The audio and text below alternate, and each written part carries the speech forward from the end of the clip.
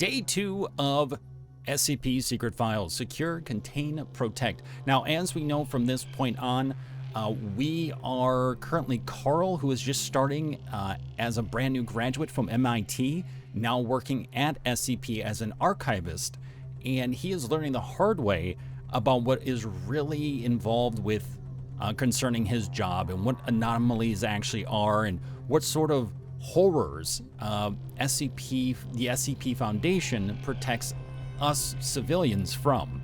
So we've already experienced 2 stories. One was part of our training as Carl, where we learned more about the desert anomaly and what happens there. And man, what a twist on that story. And then from there, we went into the story of Bella, who went into Pony Station to get a black box that had information on what exactly happened there. Unfortunately, we find out some pretty interesting things that, well, change Bella's life forever, and also add another very good twist to another very, very good story. So we're going to continue on now and see where this game takes us. What is the next file Carl's going to go through? Sitting back at her desk, getting all there situated. It's interesting because this game has so many different games. It's like a first-person simulator when you're going through the website and stuff. This element kind of reminds me of a very minimal version of like Orwell, if anyone's ever played that, or Hacknet or something like that. And then, of course, you have like third-person elements, and then you have like first-person elements and like timed events and all this other stuff. It's just wild what they've done with this game, but they do it well. So far, I think they've done it very well. All right, so the next file. We are entering data into the archive, but what we're really doing is experiencing the story. So appendix 421-2012, object is an irregular clay plot with a height of 23 centimeters and a diameter of 28 centimeters. But do not be fooled by its appearance. It is an organism, a womb. An earthen womb. Okay. SCP-660 may be safely stored in a standard safe deposit box provided its mouth remains covered with an inert perspex disc and sealed with tamper-proof tape.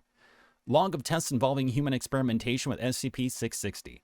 Lab report 660A. Sample condition. Skin flap harvested from the left thigh of the cadaver of D612. Oh, that's not starting things off well. Donor was healthy in all respects prior to death. Yeah, okay. Sample use. Tissue sample left in SCP-660 for 2 months duration. Result. Daily biopsies indicate viability of sample. Cell samples taken from tissue graft are cultured in vitro, revealing a predisposition towards precancerous and cancerous growth. Lab report 660B. Sample condition. Skin flap harvested from the left thigh of the cadaver of 612. Sample use. Tissue sample left in SCP-660 for 2 months duration, then grafted onto the torso of a D-class personnel with 2nd and 3rd degree burns. The recipient's anomaly testing record had no contradictions with SCP-660. Result. Tissue graft takes without complication, healing according to usual steps of adherence, serum inhibition, and revascularization. However, as is common with severe burn cases, the compromised skin barrier led to infection and eventual fatal septic shock. Post-mortem biopsy and analysis indicates skin graft would have returned a full histological structure and function had the recipient survived. So basically what they're saying is you could put a piece of flesh into this pot and it could live, and it could actually be attached back onto someone in order to help them with something. So there's some sort of like life-giving to this pot, which is why they call it the earthen womb, it sounds like. Lab report 660C. Sample condition, live member of Mus musculus, house mouse. Bulb C strain, acquired for laboratory testing by use of SCP redacted. The consciousness of D614 was implanted into the specimen. D614 was chosen for his demonstrated resistance to the negative effects of prolonged isolation and sensory deprivation. Sample use. Specimen left in SCP-660 for 2 months duration. Result. Unusually, SCP Redacted was incapable of restoring D614's consciousness to its original body after removal from SCP-660. A computer interface was developed to facilitate two-way communication with D614. An interview was conducted once D614 was familiarized with this interface. An excerpt is included below. Dr. Brown, I guess I'll have to take your word for it. And how did that feel? D614, suffocating and stretching. Dr. Brown, could you be more specific? How the hell do you think it felt?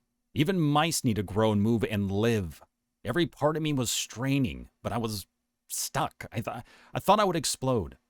Full contents of the interview are classified. An autopsy revealed precancerous growths throughout the mouse's body. Lab report D660D. Right arm lost in traumatic amputation just beneath the elbow. Sample use. D778 was severely injured in an incident involving SCP Redacted. Lost limb recovered as part of cleanup operation. Subject would not have survived immediate reattachment surgery due to other injuries involving severe vascular compromise. Severed extremity preserved in SCP-660 in bid to preserve tissue viability. Result, right arm successfully reattached to previous owner. Subject reports return of sensation in fingers of right hand, contrary to poor prognosis due to severe tissue avulsion and nerve damage sustained in initial injury. Biopsy reveals little to no precancerous cell growth. Transplant ruled a tentative success. D778 has been retained for further observation. Addendum. Human testing with SCP-660 is suspended due to the sudden death of D778 from teratoma with malignant transformation. I've seen fetus in fetu before, but never have I had one try to grab my probe during an autopsy. Appendix 730-2012. As of today, SCP-661 has been neutralized. SCP-660 no longer exhibits any other forms or shapes. It has been classified as safe by the Foundation. Research on SCP-661 will be transferred to the Reliquary Research Institute. Details available to personnel with clearance for 660. Oh boy. All right. So an earthen womb. Bloop. Drop that in there like it's hot. Disc. Bloop. Drop it like it's hot. Ooh, makes a little fun sound. Classified as safe. We doing big things. Big things.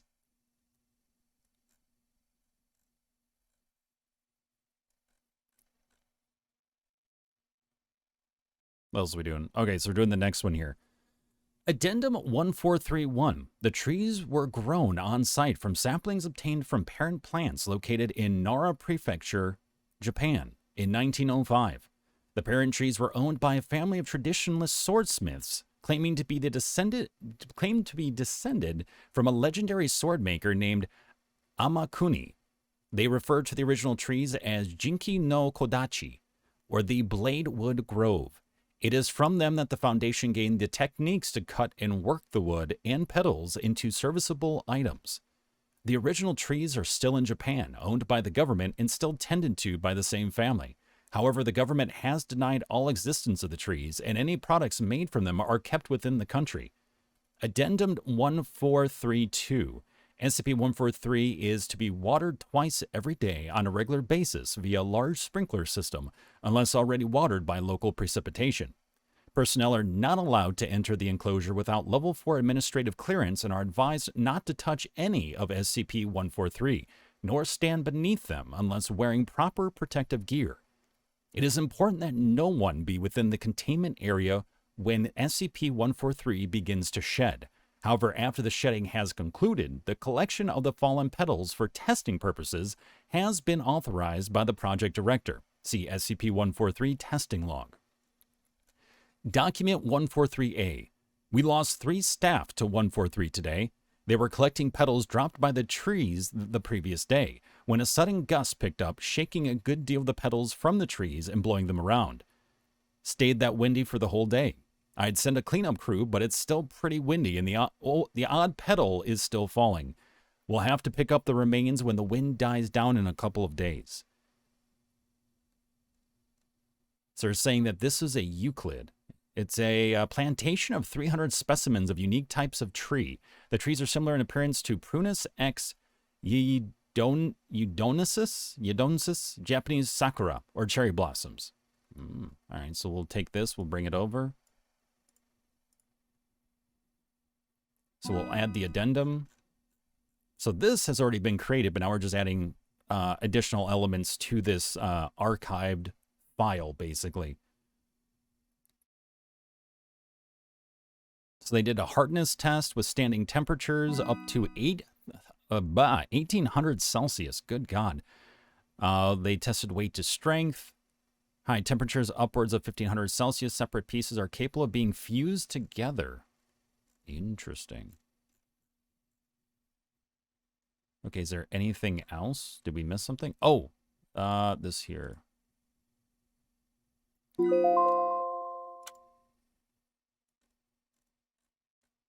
Log of items vended during testing phase A's. We're talking about an object class safe, special containment procedures.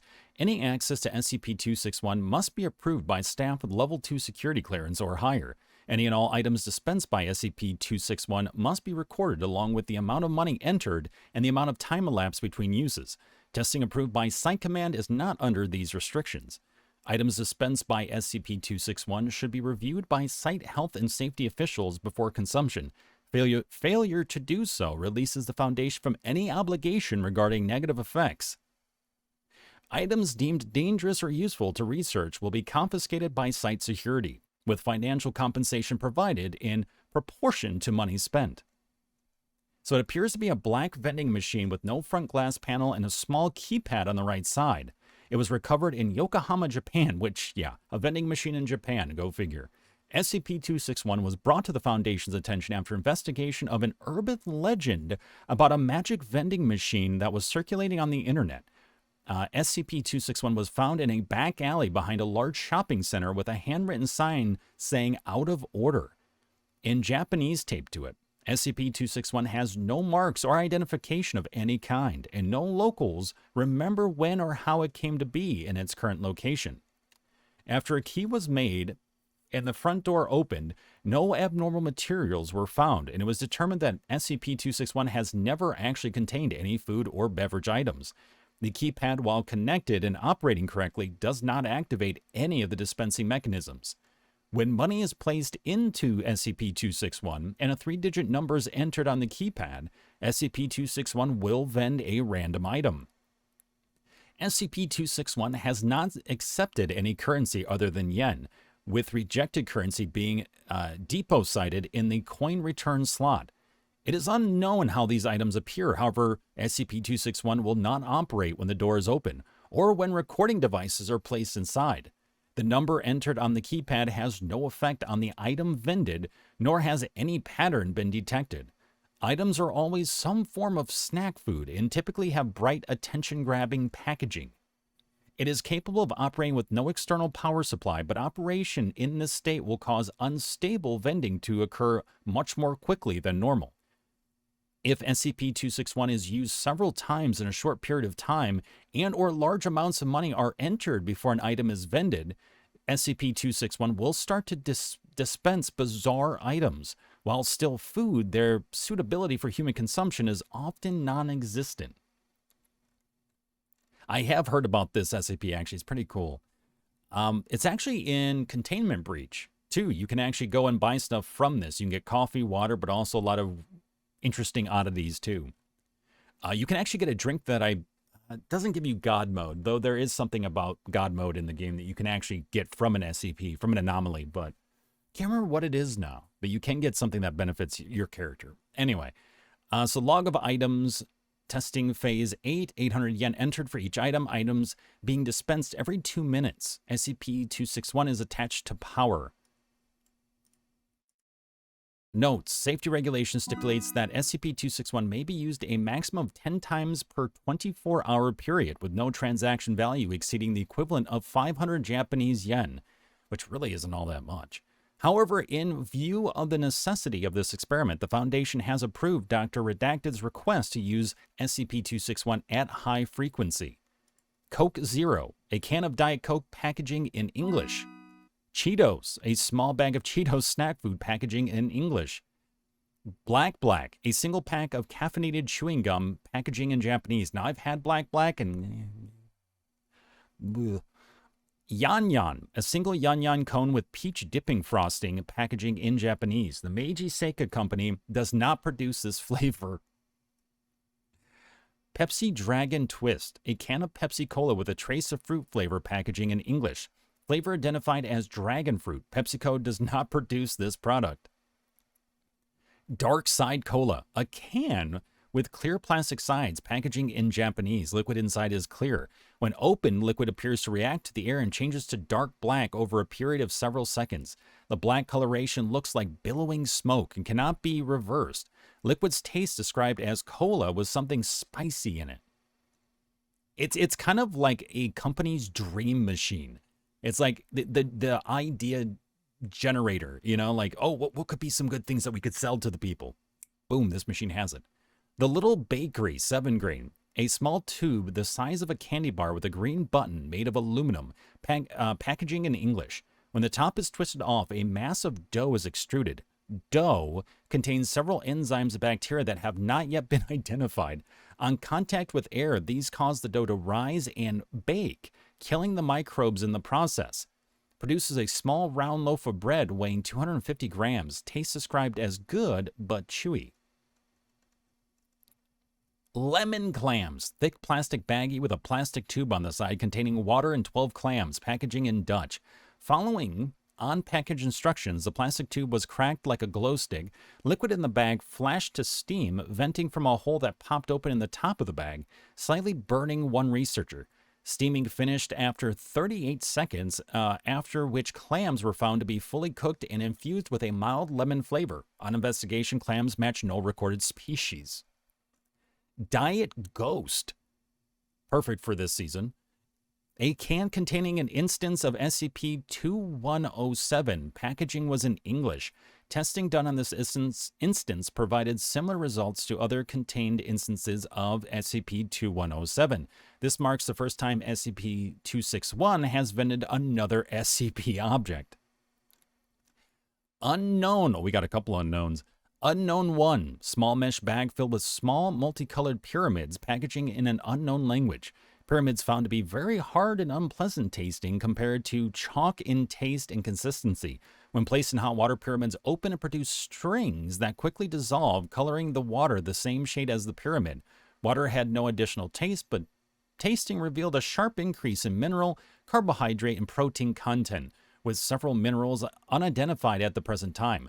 This content was found to be consistent with the recommended daily intake of nutrients for adult humans. Researcher ingesting the water reported stomach cramps 2 hours later, but no other effects. Unknown 2. Aluminum box with a small glass window on the side and a large round button on the top. Packaging in an unknown language. Box is seamless and appears to be filled with small round animals covered in fur, each with 3 small paws and a single large eye. Pressing the button causes the inside of the box to rapidly become superheated, cooking the small animals alive. Oh my God. Muffled noises and scratching were heard for several seconds during the cooking process. After 1 minute 30 seconds, the front panel opens and gives access to the now cooked animals. Professor Kane volunteered to eat the animals with no other researchers willing to do so. Taste described as crunchy and very spicy with a small hint of beef. Ew. Okay. And the last unknown, tall, thin aluminum can packaging in an unknown language. Opening the can caused a chemical reaction with the liquid inside the can. Liquid was apparently not intended for an oxygenated atmosphere and detonated violently, causing several injuries and killing 2 researchers. Testing discontinued and area cleared. Testing area observed to smell like citrus for several days. Dr. Redacted's conclusion, it was either food or drinks, nothing else. How awful. Let's call it an end.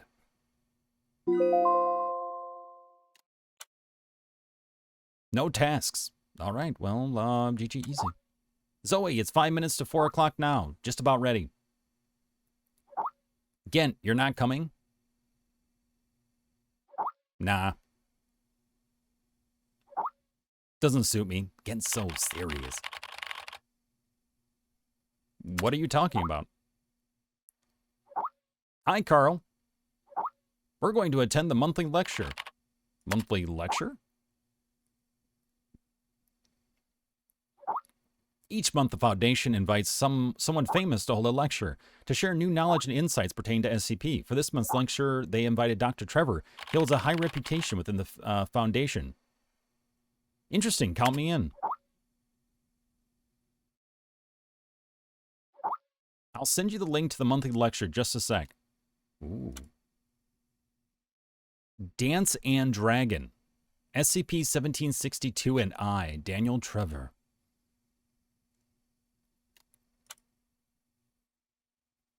So here is the next story. This is the third story in the game. Like full interactive story? I don't know. Like technically we did mini stories there, but...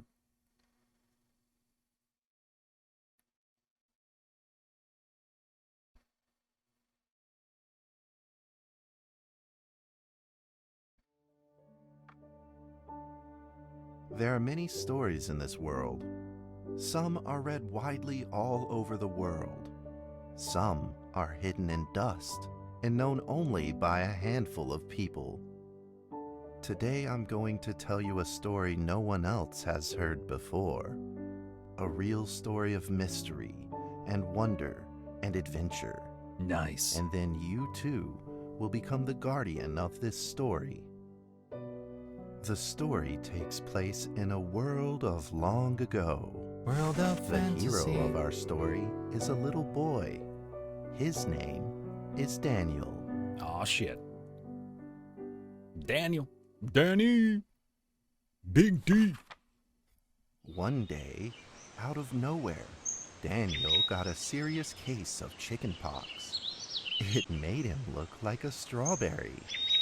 To make sure he didn't spread it to others, Mrs. Page, the principal, had him isolate in an attic. Oh, that's messed up. And so, in the attic he lived, all on his own. What the hell? What is wrong with people? Mr. Daniel, while up here in this attic, you'll have plenty of time to practice your penny whistle. I'm sorry? I hope you'll practice well and prepare for next month's art festival. But Mrs. Page, the melody is so difficult. Don't give up, boy. You Boy. don't give up before you fight. Fight for your right to penny whistle. Okay, so we had third-person action, we had first-person action, and now we literally have like a point-and-click adventure. I like that they're experimenting with different stuff because, again, I mentioned this yesterday, you have different kinds of SCPs with their own sort of story, and even though there is a specific SCP format, writers will write how they would like, you know what I mean? And like what influences them, what interests them. And so while some SCP stories are more scientifically written, like there's always still a sort of science format, but you know, it's much more dense. I feel like some of the readings, some of the other ones are more creative and playful in a way. And so you just have this like variety within the SCP stories. So like to have a variety of gameplay just makes a lot of sense. Daniel was reluctant at first, but he trusted Mrs. Page, and he knew he should listen. And so he practiced the penny whistle. Yeah, we're gonna practice the shit out of this. Oh god, I'm gonna fuck this shit up. Okay, let's do this. I know I was playing Penny Whistle Hero.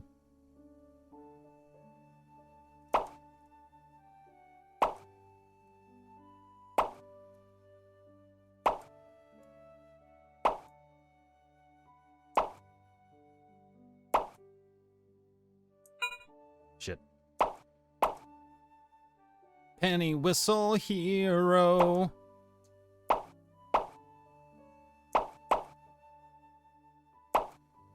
We got rhythm. We got music. There we go. Suddenly, he heard some strange noises in the corner of the attic. Pia Pia. Pikachu? Huh? Who's Pika. there? Daniel decided to go over and take a look. This is a weird-ass lecture, though, I'm not gonna lie. Oh, now we're in first person. Oh, wow, look at the art style. Like, the 3D drawing rendering looks fucking great. That is really cool.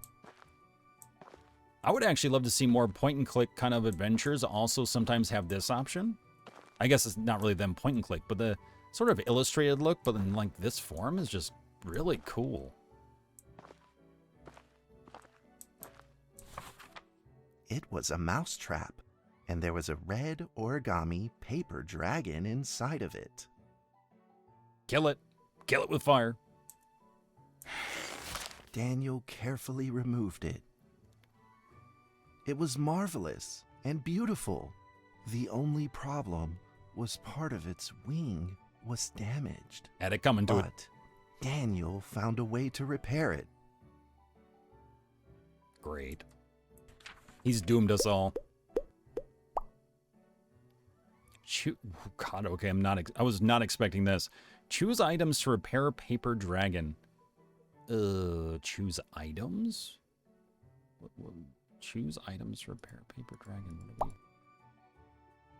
we... Okay, so the wings are all messed up here, so we need to do surgery. What are we doing? Let's click that. Yeah, look at that. Sexy. Daniel held the repaired paper dragon high up in the air, imagining that it soared over all the world below. He played and played with the paper dragon. Wee woo! Dragon! Wee woo. Soar! In the warm afternoon sun, Daniel had to fight his eyelids just to keep them open. And the dragon ate him. Could it be? Or is this all just a dream? Is this real life? The next day, with boredom and loneliness weighing him down, he began to fiddle with the old radio.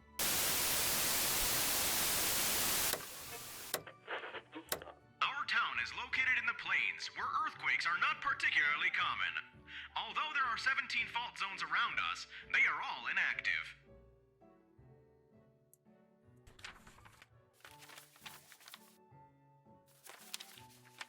A scrunched up ball of paper rolled over to his feet. Where did this paper ball come from? Just as Daniel went to pick it up, It's paper the ball dragon gun. suddenly came to life, and it rolled away. Daniel chased after it. Don't do it, kid. Don't do it. It's a mistake.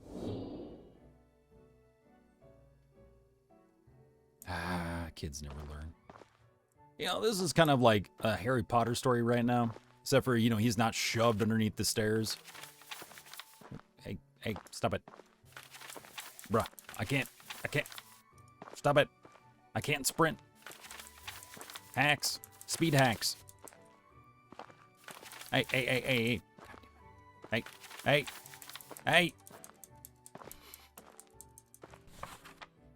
Just as he was about to seize the rolling paper ball, suddenly, terrible sparks erupted from it. Do it. Kid's dead. Before his very eyes, the paper ball began to grow, bigger and bigger. No shit.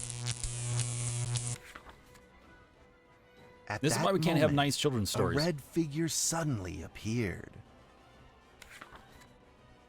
The red figure quickly subdued the paper ball and threw it into a cardboard box.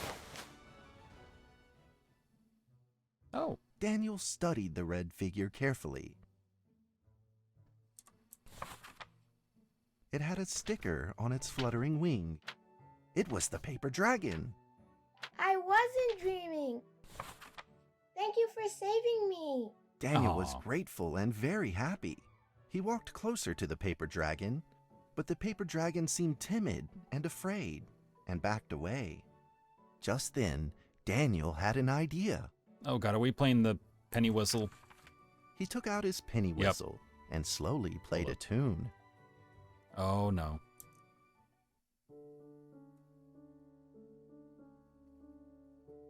If I had a lighter. A S D F A S D penny whistle hero.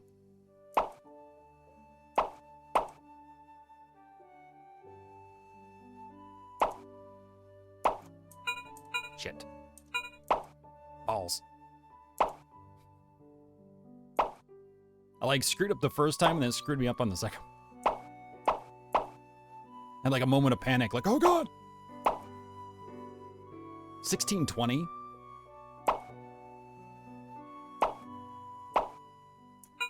Damn it. The paper dragon enjoyed the sound very much. It began to move along with the rhythm, flipping up and down in the air. Soon the two were playing and dancing, just like old friends.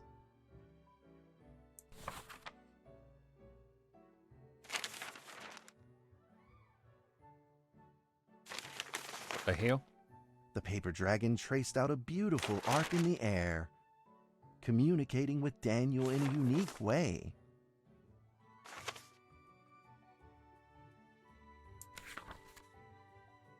My cherished friend, after many long years, we finally meet again. Tell me, how has your family been? A great thank you for playing that music for me. You know how I love the beautiful rhythm of that instrument. But we ought to take precautions, as the room is not stable. Do you still remember how the room works? You're welcome to visit any time. The piece of paper then changed back into the shape of a paper dragon and flew into the cardboard box. The box closed shut, and a calm silence was restored to the attic. Yeah, that voice wasn't intimidating at all. Daniel rushed to find a watercolor pen and marked the box with excitement in his fingertips.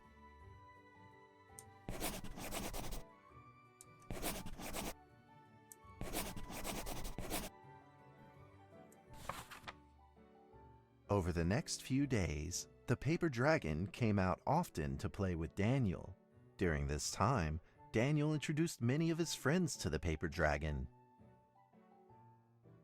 Oh boy. That cat's name is Mrs. Carter. Ever since I secretly fed her some fish for dinner, we've been good friends.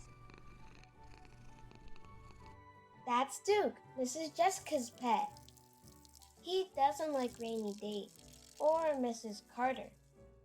Only smoked sausages fit his taste. And now, we are friends too. My name is Daniel. What's your name? The paper dragon flapped its wings, as if it didn't understand him.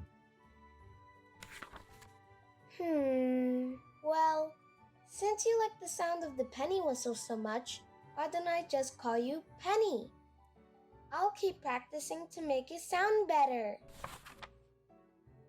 Daniel and Penny then played baseball together in the attic. Let's play cat. Oh no. Oh wow. The dragon actually looks really cool.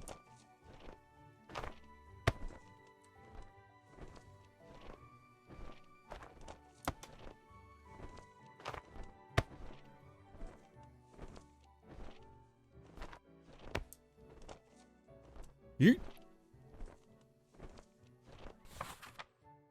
But just as they were in the middle of enjoying themselves, a violent shaking suddenly rose from the ground.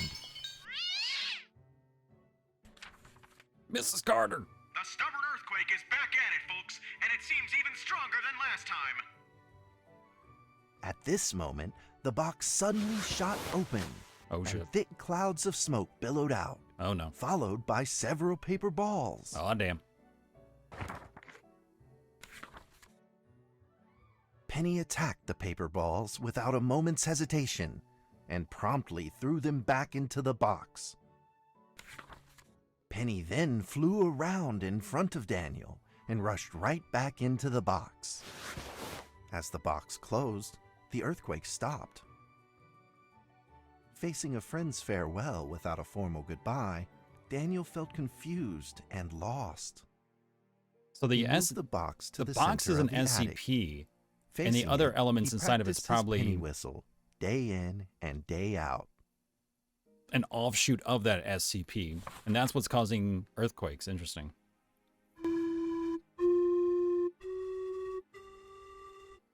As the days went by, Daniel's playing became smoother. One day, the box suddenly began to move. Uh-oh.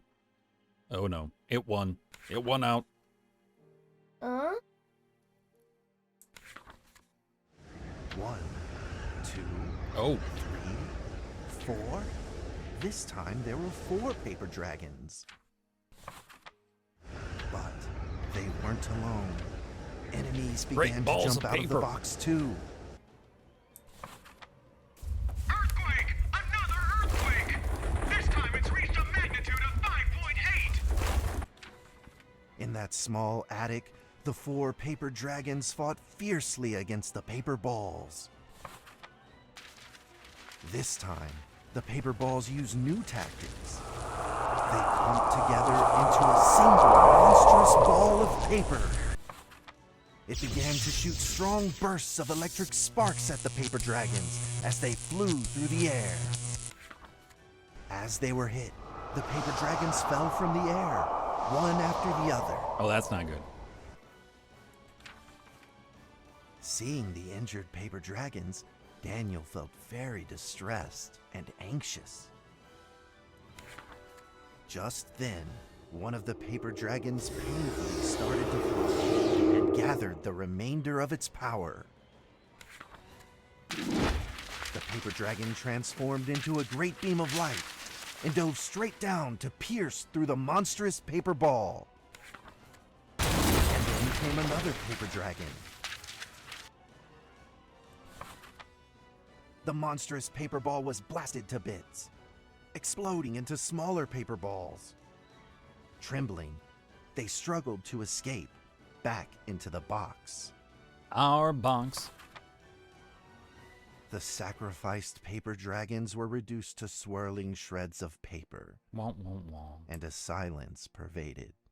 Peace and tranquility were restored once again to the attic. Daniel saw the remaining 2 paper dragons lying on the floor, badly wounded. He rushed to grab some stickers and treated them at once.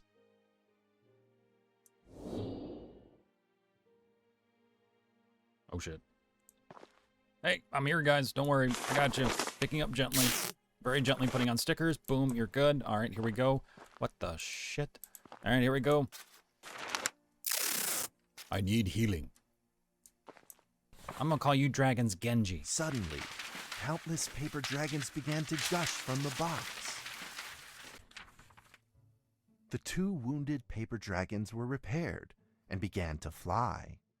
Like 2 colored threads, they merged with the other dragons, flying in unison. The dragons moved like a tide, flying freely through the attic. Daniel eagerly took out his penny whistle. He showed all his paper dragon friends the results of his hard work and practice. Oh no. I don't know about that. I don't know about that.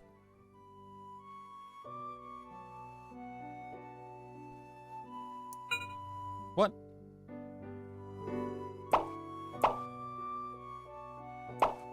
Oh shit.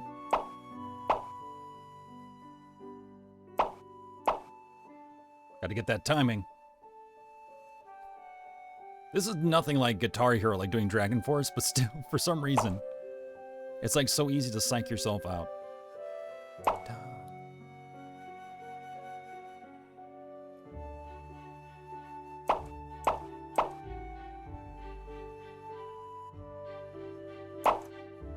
Twofer.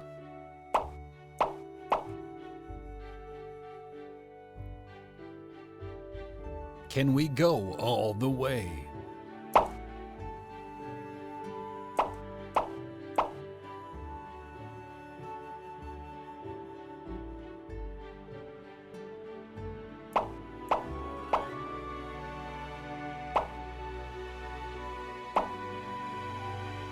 Break it down, kid. Big D.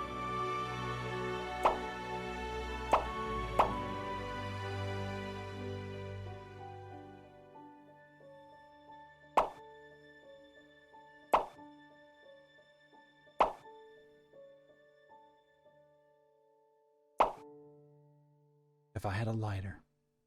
If I just had a lighter. Anyway, we good? Hey. In the sweet melody of his playing, Daniel felt himself enter into the world of dragons.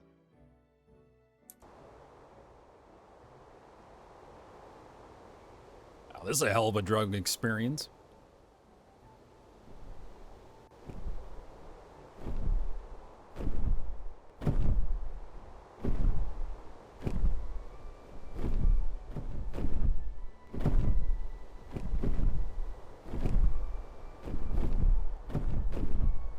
Actually looks really cool though.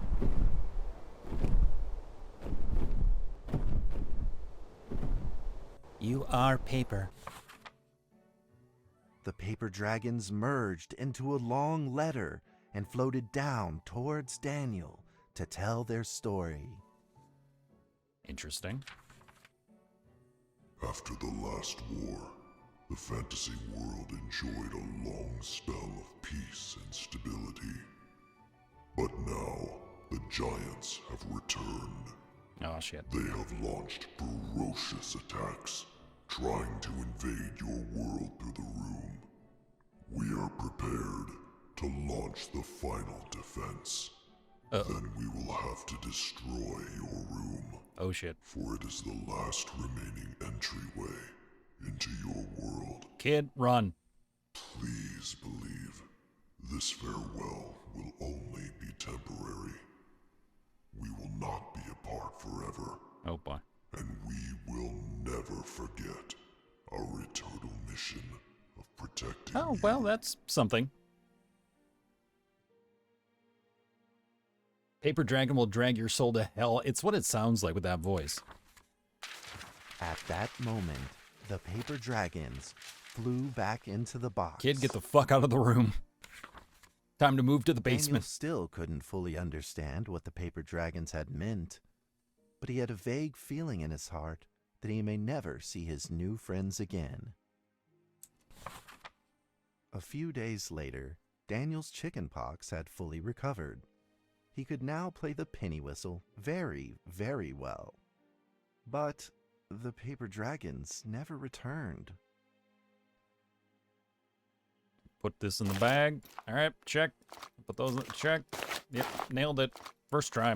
Boom. Big gamer in the big gamer chair. There we go. Maybe it was time to leave and move on. Get going, kid. Earthquake warning! Magnitude 6.2! A massive earthquake is hitting our town! All townspeople, please leave your houses immediately and move to safe open spaces! Just then, countless paper dragons shot from the cardboard box. However, it seemed like they were under attack, spinning and falling through the air in confusion. What's happening? Daniel quickly grabbed the stickers out from his bag and did his best to heal the injured paper dragons. Oh shit. Don't count on me, seriously. I don't know. Okay, you're fine. You're fine. I can't heal you. Okay, you're screwed. Okay, you're good. Get back in there. Pat on the ass. Good game. GG's. Keep going. Get in there. Get back in there, Tiger. Good game. Crap. Oh crap. Not looking good. Nope. Not good. Alright, pat on the ass, get back in there. Nope, you're dead. Oh, here we go.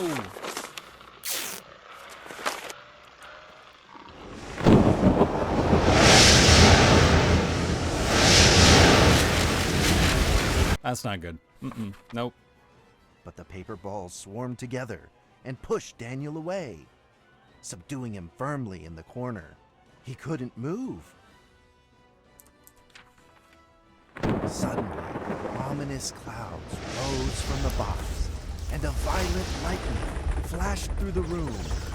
The figure of a giant slowly emerged from the thick clouds, and the entire attic became overwhelmed with its evil aura.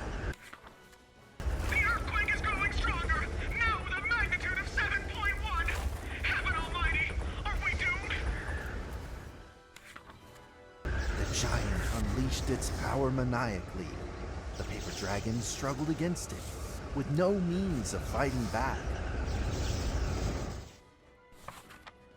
At this critical moment, two paper dragons shined brilliantly.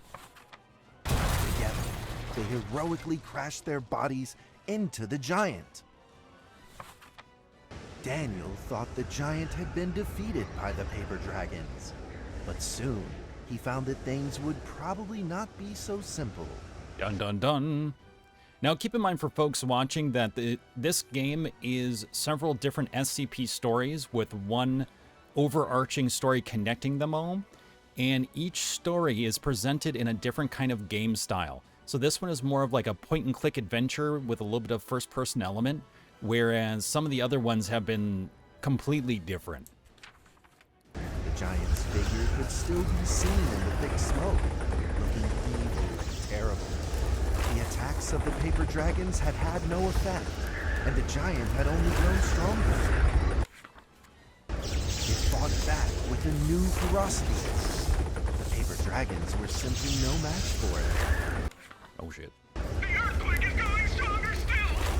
The greatest disaster this town has seen in over 100 years! My heavens! Will this nightmare ever end? Probably not, no. With the paper dragons now all but defeated, Daniel spotted a frail figure in the distance. It was Penny. It flew gently in front of Daniel and affectionately rubbed its head against his fingers, as if this whole crisis had never happened. Daniel felt like Penny was trying to tell him something, but he didn't quite understand what. Penny then left Daniel and soared into the air with a determination in its wings. Suddenly, the other paper dragons seemed to be summoned.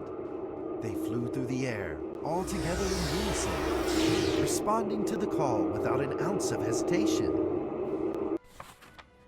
At that moment, Penny turned into a great red beam and rushed fast Go towards Power the giant. Rangers! The other dragons followed, shining together like a shooting star.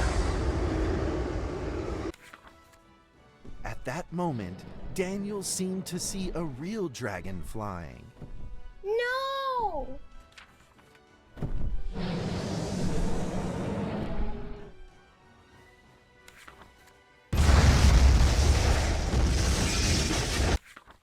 A huge explosion from the impact drowned out everything else in the attic. The attic rained down with countless pieces of paper, the leftover scraps of the paper dragons. Daniel wanted Hey, it's to a gender collect reveal all of party. the pieces. He thought he could Too still soon? fix them. Too soon.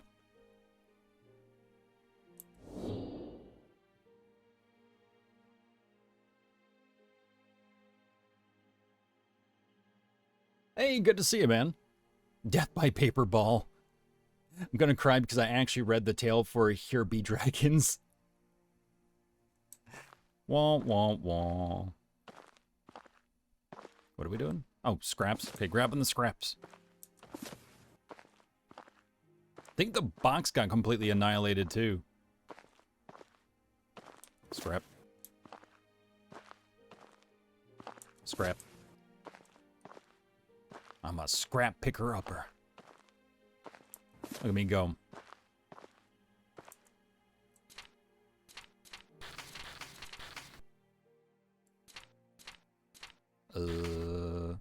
And there. And I'm not much of a surgeon, but we'll see what we can do here. Goodbye, my friend. Damn. A touching story, achievement unlocked. The nightmare is over. The earthquake has stopped. With God's mercy, our town is safe. We thank you, Lord, for your protection.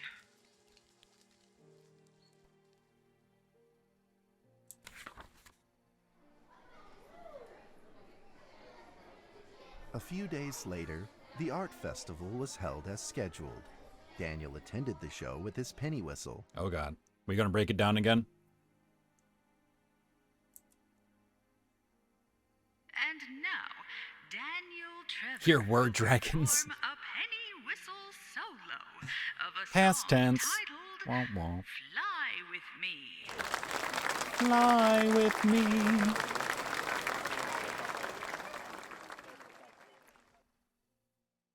There's like barely anyone there. These are the only people that actually survived the earthquake. Oh god, that's sad.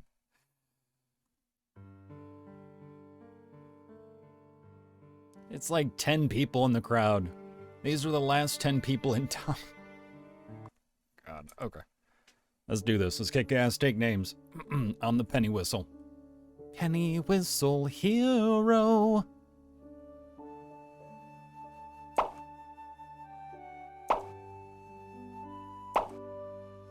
Mom, I'm busy playing the penny whistle. Gosh.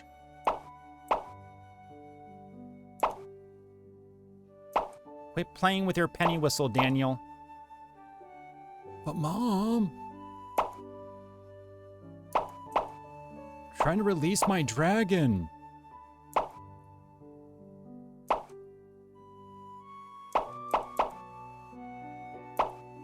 Memories. Good old memories.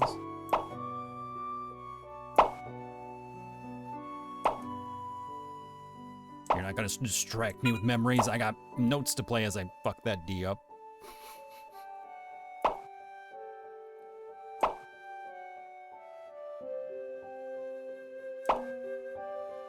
Rhythm Master. Oh, shit, yeah.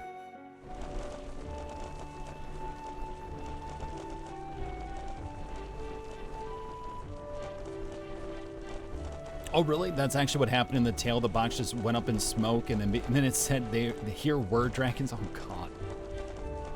Oh, that is super sad. Well, they turned that story into a SCP story, so there you go. This whole time. And that's how the story ends. Now, you might be wondering, what happened next? Are there still paper dragons in the world? Well, that's a difficult question to answer. But I believe that they are still protecting us somewhere in this world, just like they promised they would, forever, into eternity. Ooh, Okay. Here were dragons, achievement unlocked. Boom. The box. Dragon soar. Oh God, Stuart. What lovely paper dragons. I love them so much. Me too. What happened to those cute little ones? Awesome, but where are they being contained now? SCP-1762 is now being contained at Reliquary Research Institute, where Dr. Daniel is supervising director. That cardboard box has remained silent. How do you know all this, Gent? I thought you didn't attend the monthly lecture. Gent. Under the direction of Dr. Trevor, Gent spent 2 years researching SCP-1762, so he knows far more than we do. Wow. Hey, I told you all that that particular SCP didn't suit me. Oh, come on, Gent. But really, imagining you tidying up files and piles of cute little fairy books is kind of adorable. Enough already, I'm getting back to work. But I'm going to stress the point again. That particular SCP did not suit me. All right. What do we got now? So we're updating some files as well, and this is neat. Now, you can go through and just quickly click and drag, or if you really want to know the lore, you can read through stuff. Some things you are doing a full archive of the data. Some things are you're just updating.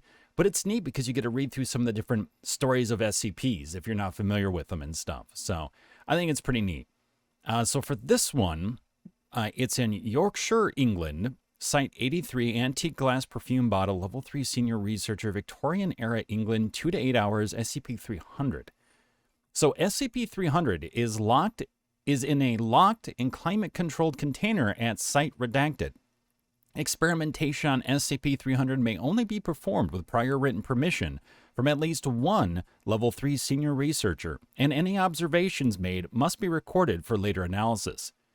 SCP-300 consists of an redacted SCP-300-1 containing approximately 2.4 cc of an unidentified colorless liquid. SCP-300-2-2. When a single drop of SCP-300-2 is extracted from SCP-300-1 and the drop is viewed through a standard optical microscope, an animated scene becomes visible. While no two drops have ever shown precisely the same scene, these scenes generally take the form of pastoral or woodland scenes consistent with that of Redacted. So far, attempts to analyze the exact chemical components of SCP-300-2 have inexplicably failed, with spectrometers reporting wildly variant or false data, thus making attempts at replicating it impossible. SCP-300-2 also invariably evaporates within Redacted of being drawn outside of SCP-300-1. Despite all attempts at stabilizing the substance or controlling laboratory conditions, SCP-300 was first documented along with Redacted after being recovered from the attic of a row home in Redacted on Redacted 1863, following a raid by agents of the Royal Society for the Security, Containment, and Protection of Anomalous Artifacts. SCP-300 was transferred to SCP Foundation possession on Redacted 19 Redacted. Right. So we click. We drop it like it's hot.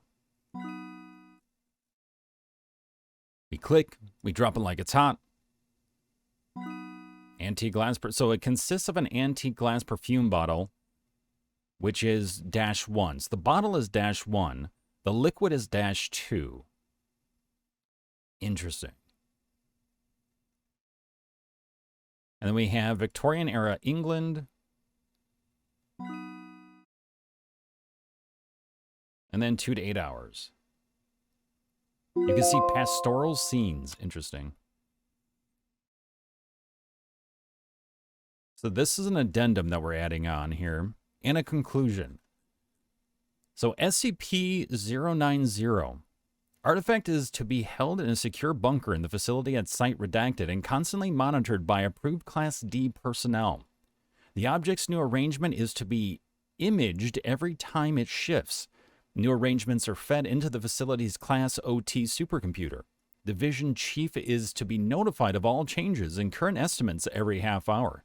No personnel is to touch SCP-090 except under order Redacted.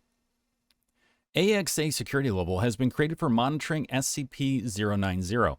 Non-AXA personnel found in the facility will be terminated. SCP-090 was located and retrieved in Redacted on April 10th, 19 Redacted. Prior to retrieval, SCP-090 had been located in a chamber at the nearby cathedral. SCP-090 was then removed. The cathedral was burned and the 6 monks and the priests were terminated. SCP-090 has been located at Site Redacted since the retrieval. Object's initial location prior to the cathedral is unrecorded. SCP-090 is a black cubic structure made of an unknown ceramic material. Object is classified as indestructible following tests outlined in Document 090-B. Each side is divided into 10,000 individual squares in arrangement similar to a Rubik's Cube. Each square has part of a design etched into the surface. Etchings glow white. An unknown internal structure causes the realignment of a single row or column roughly every 2.8 seconds. Vague records of the object's alignments have been kept since 1242 CE, but those kept before 1533 CE have been lost. Modern technology has allowed the exact alignments to be imaged and recorded as well as studied. Segments are divided by a thin white line unless they are aligned correctly with the square directly adjacent to them. There are 22 correct alignments on the object's surface currently. There's a six segment alignment. See document, okay, in the appendix. So drop that in. Experiment 0012 observation is going well. We have managed to develop a system to record and analyze the shifts in the cube almost as quickly as they occur. Experiment 0048. We observed a 6-segment alignment today on the first side. It was noted and passed without incident. 2 hours later, a research assistant returned from the break room with news that a tsunami had occurred in the Indian Ocean and caused hundreds of thousands of deaths and extensive property damage. No correlation is currently known, but we will make note of it. Experiment 0150. After our 120th alignment on the fourth side of the cube and 120th accident report in the lab, we are designating the fourth side as local and will implement safety measures tomorrow. Staff are discouraged from making bets regarding the outcome of alignments. Experiment 0172. A 6-segment alignment was recorded this morning on the local side. As a safety precaution, site redacted was evacuated. 2 hours later, a containment breach occurred, but resulted in no loss of life due to the evacuation. Object determined to predict events, not cause them. First side designated as global. Upgrade to Euclid status requested. Experiment 0240. We stepped up our experiments today by attempting to modify the cube itself. When D-Class personnel redacted attempted to make a shift, SCP-090 immediately created a 10-segment alignment of its own accord near the top left corner of the local side. Exactly 2 hours later, SCP redacted broke containment and data expunged. Agents redacted and redacted were also lost during the incident. Recommend forced shift testing of SCP-090 postponed. Upgrade to Keter status approved as SCP-090 is obviously capable of causing events of its own accord. Object may be sentient. Experiment conclusion 0193.1. The combination of different alignment patterns on its body can cause disastrous effects of differing scales. It is presumed that full completion of the item will result in a catastrophe of an unprecedented scale. SCP-090 appears to possess the ability to actively change alignment patterns at will in order to cause destruction. All right, so we're going to add in that it was changed to Keter status. And then experiment conclusion.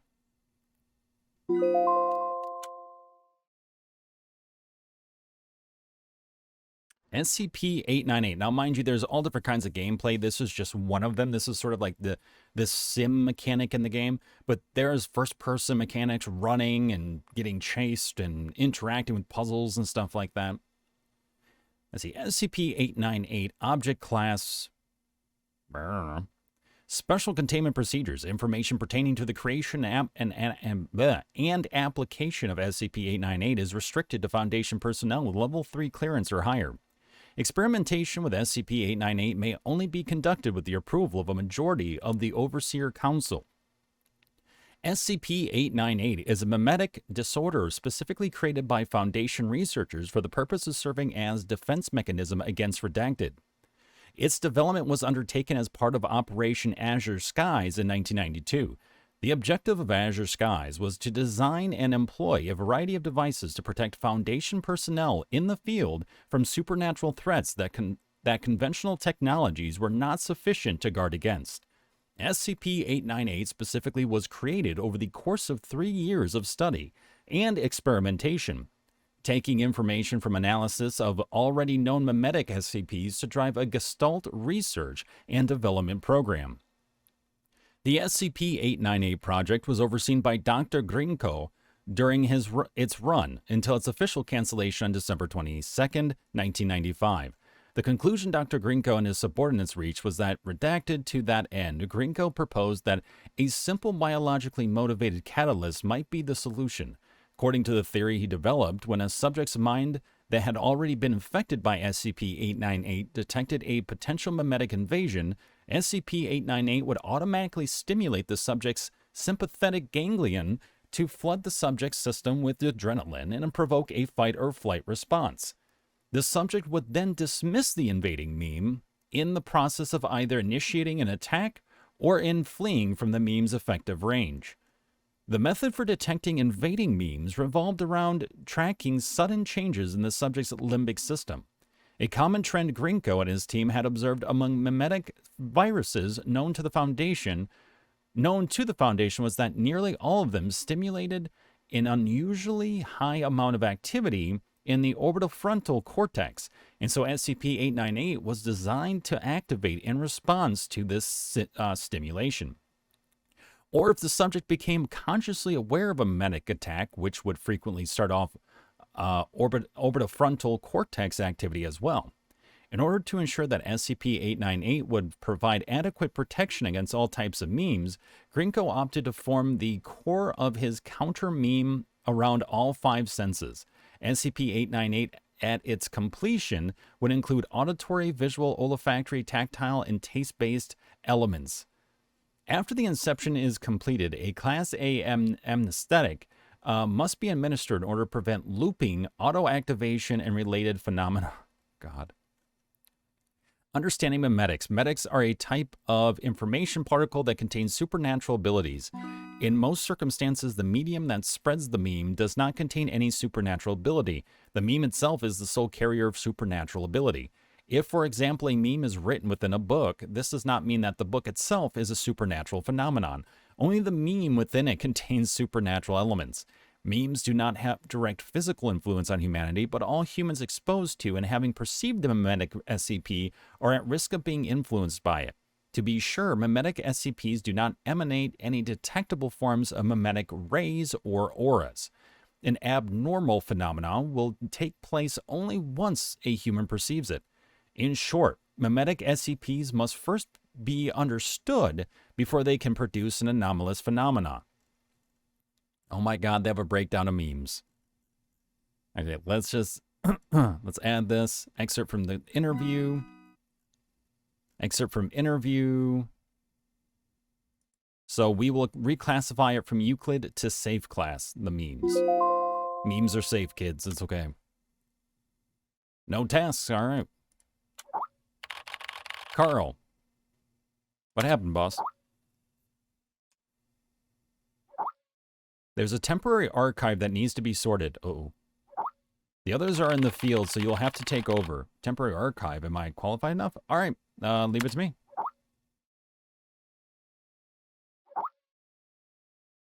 This mission is an emergency, Carl. It is beyond your current level. But your recent performance has proven that you have the ability to accomplish it. I understand, Dr. Auer. Auer? Or? Remember,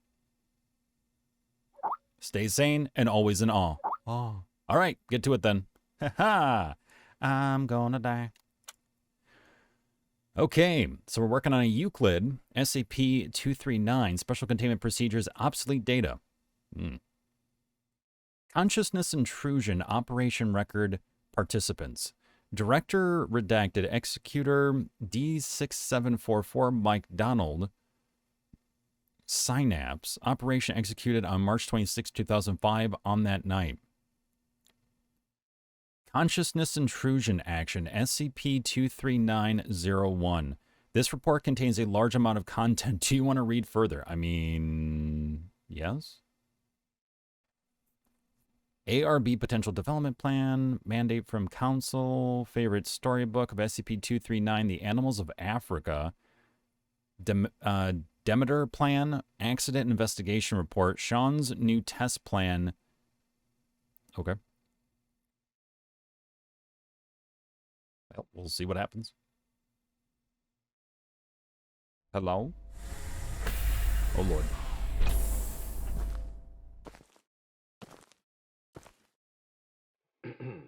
D6744, please provide your identification code according to the mission letter.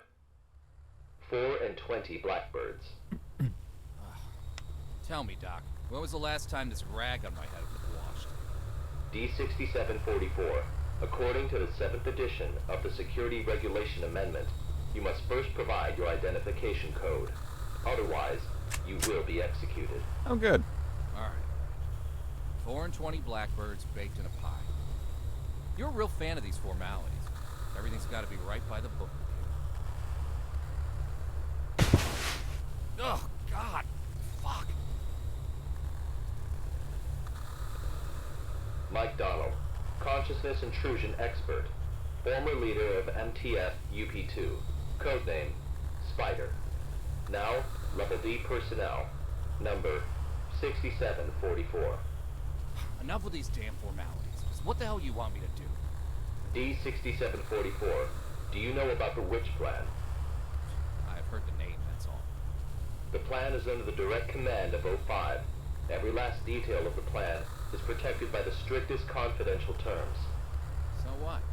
D6744, what you're about to witness is top secret information of the Foundation. What the hell is going on?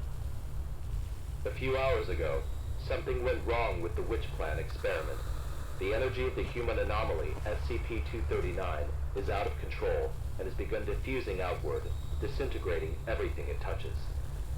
You guys seriously never cease to amaze me. SCP-239 is now a ticking time bomb. She could go off at any moment. D6744, I need you to enter the consciousness of SCP-239 to stop this bomb from exploding. The neural key is fully charged and ready to enter Hold the up, target wait, I'm not consciousness following. space. Just- Begin the program. Consciousness What's begins to happening? link.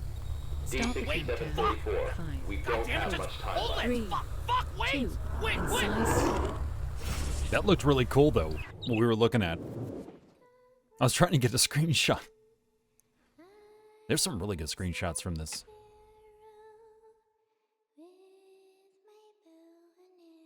I don't like this. This is creepy.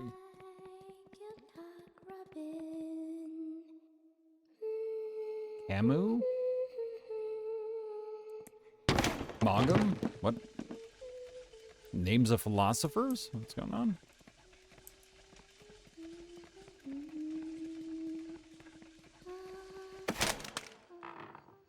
The SCP is a little girl?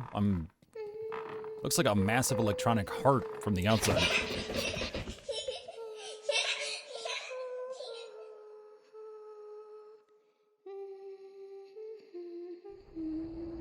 D6744, can you hear me? Son Unfortunately. of a bitch. Fuck you!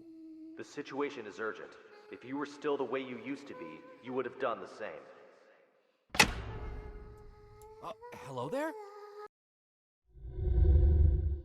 Hungry. Oh, good. Hey, wait! D6744, what did you see? A little girl, but she ran away when she saw me. That little girl is SCP-239. What else have you discovered? Sorry. I'm sorry. Help. Help me. The girl's consciousness is severely damaged. That probably explains her total loss of energy control. Then how should we proceed?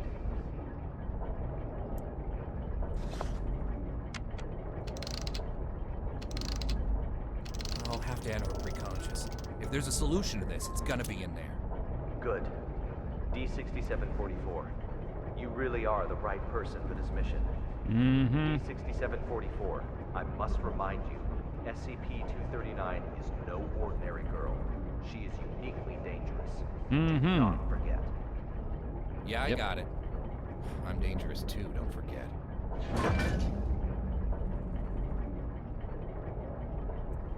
Kind of cool, though. Everything's like spinning around and just locks into place.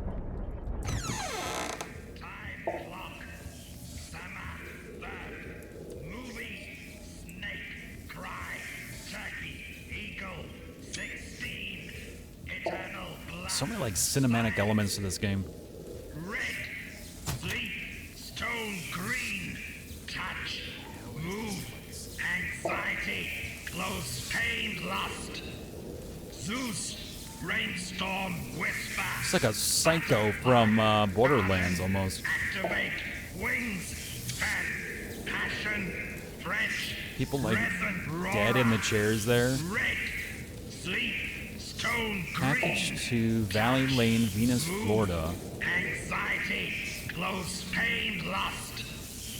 Ladybug. So looks like some sort of thing they were working on with these chairs. Movie, snake, cry, turkey, eagle, 16, eternal blood, science, Zeus, rainstorm. I can run, but I can't like crouch. I'm like, Butterfly, garden, activate, wings, fan, passion, French, resin, roarer, red, sleep, stone green, touch, move, yeah, purple, anxiety, close pain. anemone, crustacean.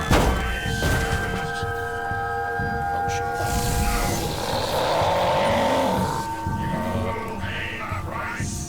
Oh lord. Holy mother of... It would not let me run. It would not let me run.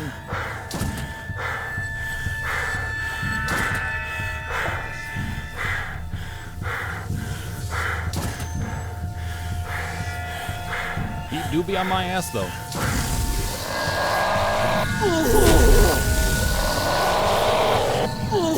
Okay. I couldn't move. That's cool. That's annoying. Tad bit annoying. Oh,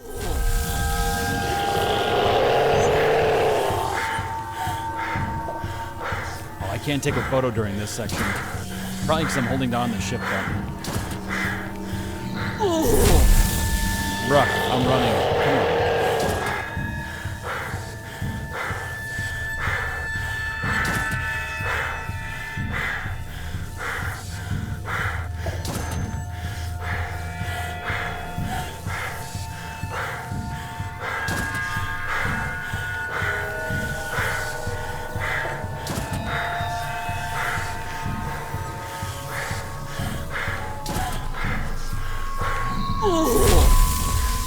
Oh, there we go. At least we made it.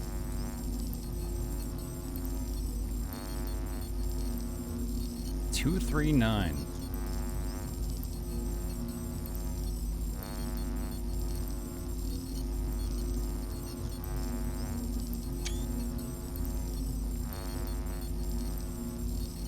Well, that don't look good.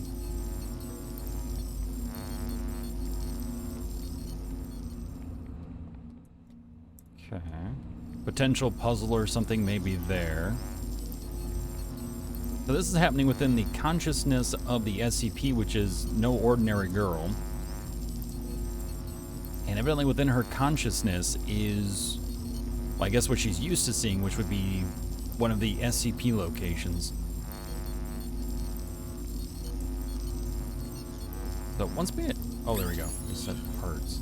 Link all fragments in correct order. Lines cannot intersect. Fragments may also be linked once.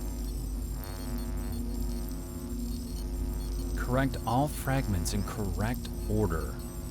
Lines cannot intersect, so they can't, okay. Fragments may only be linked once.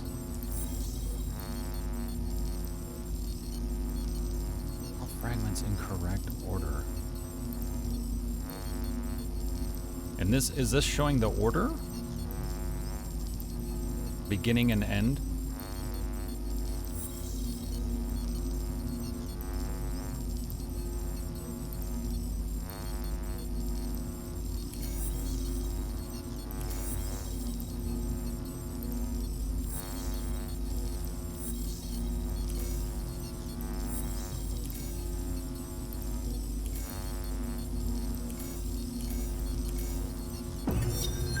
Okay, that was all we had to do. Oh, I was way overthinking it. Conducting ability control test number 125 of SCP-239. Okay, let us begin. First, set voltage strength to 30 kilovolts. Power on. SCP Oh, so that's why we were getting 239. chased by that guy. Move the target object to the designated location. She was getting shocked, this SCP girl. And she had all these words being fed to her. Ability control test number 125 has failed. Okay, so that makes sense. The voltage intensity must be insufficient. I'll need a new test site, along with new equipment that can handle a greater voltage load.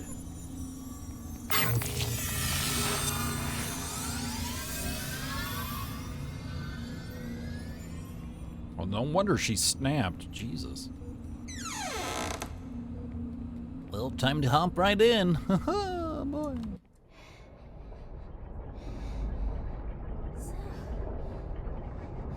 Tired.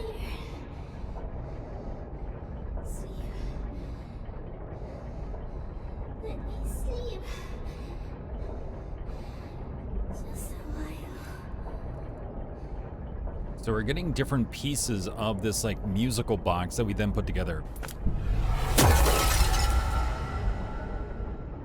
Yep, then we add that onto this. Oh, interesting. I hate it when that happens in a game. It looks like it needs a complex. Oh no, it was just that. Yeah, that was it. Yep.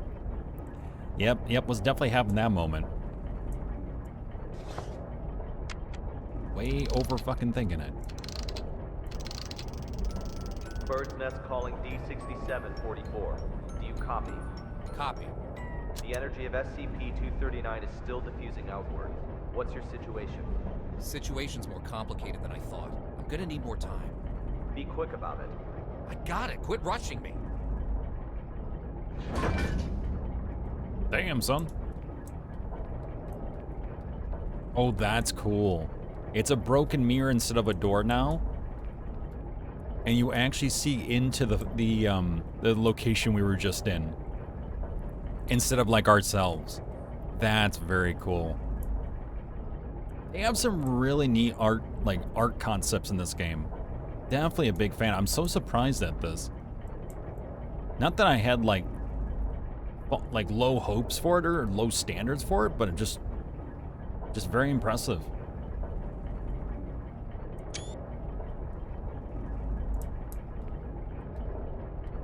Had to sneak in 3 times, had to reload it, never even noticed the room to the right.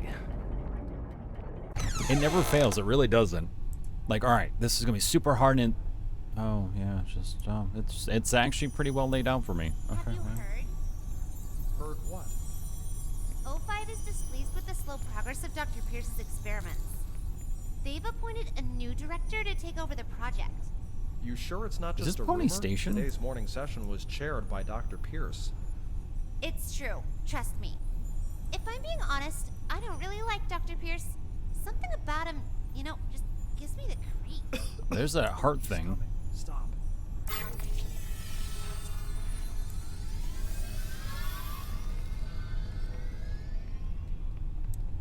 It's weird that this suit is wide open. Like out in the open here like this. I feel like I should interact with it or something, but maybe not. Or maybe later.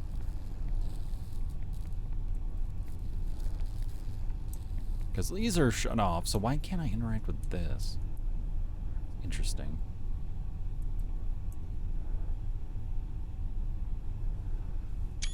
Got it. God, I would have loved to have gotten a photo of that guy chasing us with electricity.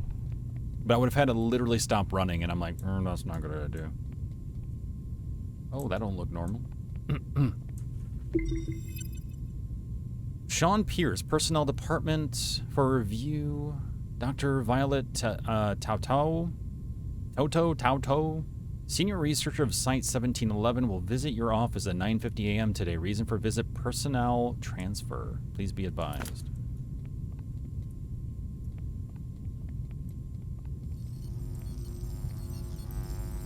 Oh, Lord. Okay, so this is the same building. We're just now up here instead of in that room.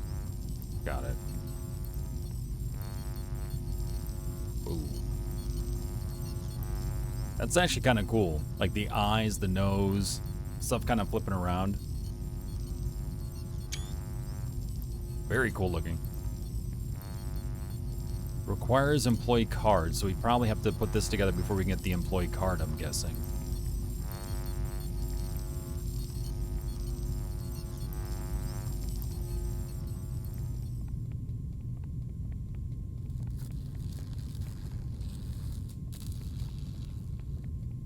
Hey, Arcanus, how you doing, man? Oh, Control is back, first house. Well, you know, funny enough, the writer who wrote Control was actually heavily inspired by SCP. That was where she actually got her ideas from. So it's funny because a lot of people will look at this and go, oh, this looks a lot like Control. And even I have my moments.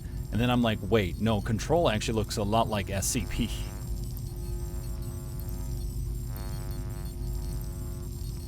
Very cool looking. All right, anyway.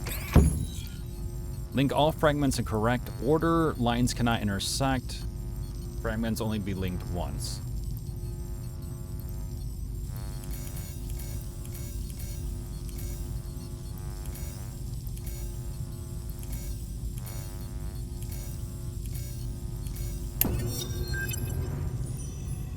How are the preparations for the experiment coming along? Equipment's been checked. Everything is ready. Good. Anything to be aware of? Sam went to the counseling room after yesterday's experiment. Give him an injection of amnestic agent and let Arthur take his place. Amnestic. That's how you say it. It's just kind of a weird word to say. Anyone running this on a GPU they think is on the way out, it's gonna have a heart attack. Yeah, man, I would be interesting to see that. All right, Sean Pierce, boom did a boom. Let's go. It's just like basically all those fragments is what the whole entire game's gonna look like, probably. With a really old GPU. Hey, Mr. DJ, put the record on.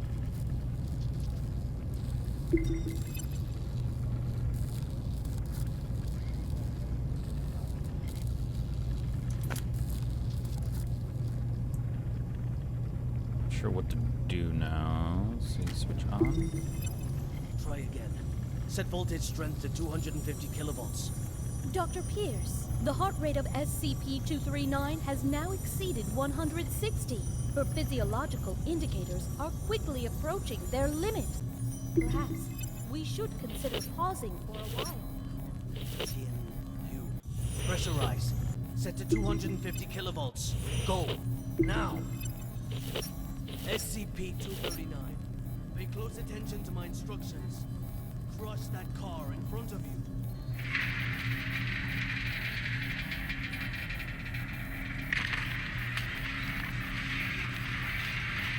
Damn. Yeah, she's a little dangerous. Just a little dangerous. What's the meaning of this? Puff out. Sean Pierce. Violet. Long time, Sean. What's it been? 7 years? I've got no time to play catch-up with you. Not a great first impression you're leaving either. Barging into my lab and interfering with my experiments. According to Foundation security regulations, I could have you detained, you know. Still the same old temper. You haven't changed one bit, Sean. Well, if you want to talk business, then let's talk business. You should have a look at this first. This is... No. This is O5's mandate. Effective immediately. Which plan and all SCP-239 experiments will be led by me. Damn. No, that's... No! This is a mistake. It's not possible.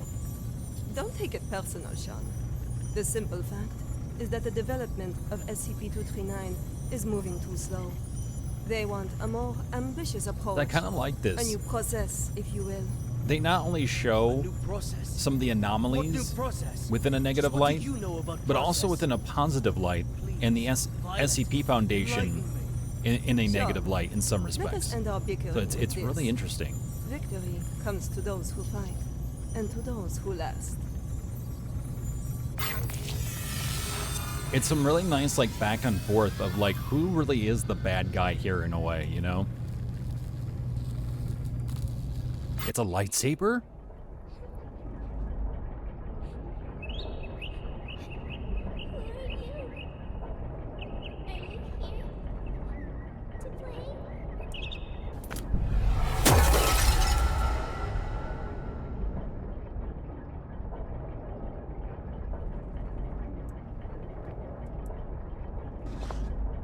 piece of the hilt at least. Yeah, right?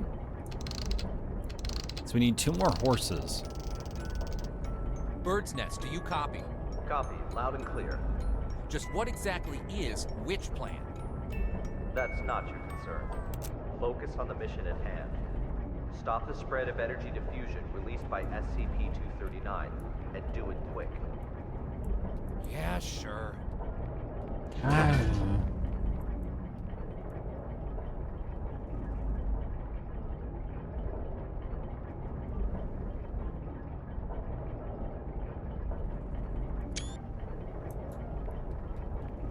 right, let's go.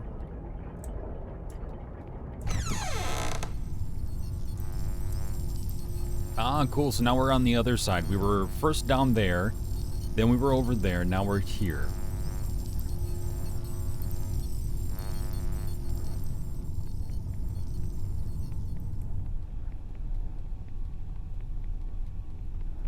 Just wanted to see if there was actually anything down here before we like move forward.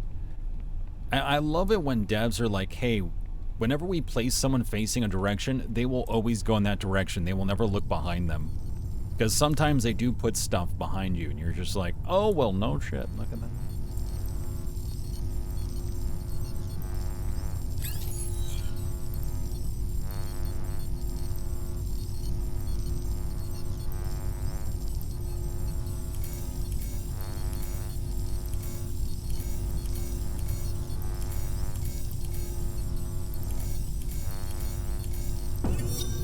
Director Tattoo. The storybooks and toys we ordered have arrived in C3 warehouse. Good. How's the containment room remodeling coming along? The bed and daily necessities are all in place. The demolition of the ARB potential development plan will be completed next. Good and good. Now, how about the formal meeting with our little princess?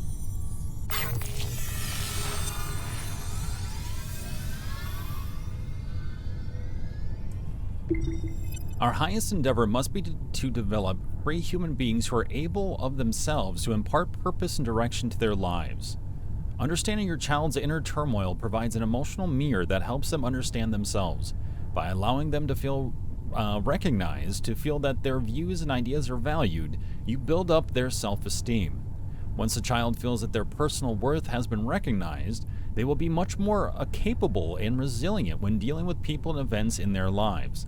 The motto we must hold in our hearts is this: I will seek to understand. I will show my understanding. I will not criticize and condemn. Once a child identifies with the values the parent embodies, the child will develop and acquire personal standards of self-regulation within their own selves. I like that breakdown. It's an interesting breakdown. All right. Your employee ID is mine. Book purchase list. Free your child's true potential. The baby book, everything you need to know about your baby from birth to age 2. Between Parent and Child, the best-selling classic that revolutionized parent-child communication. My god, that's such a long fucking title. Fig Trees and Kalama Inakis. The hell? Dear Zoo. Time for bed, friend. Okay. They're trying. They are trying to be good babysitter parents who happen to shock their child to death every day, you know.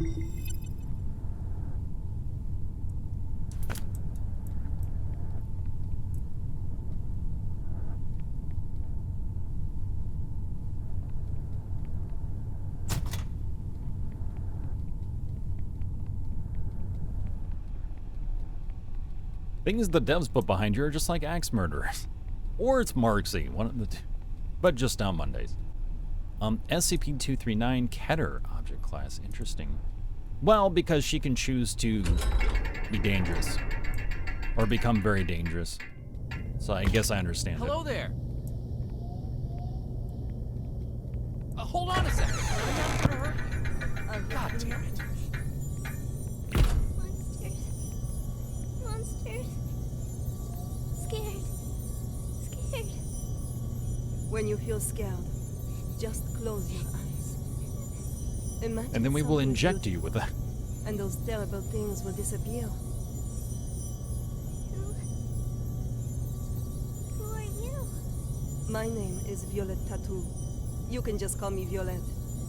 I will take care of you from now on. No one will hurt you ever again. And this Pierce gets his revenge. Pierce's revenge. Alright, that's it for today's bedtime story. We'll have a little test tomorrow. You need your rest. Afraid. Sleep. Nightmares. SCP-239, are you afraid of having nightmares again? Yes. Afraid.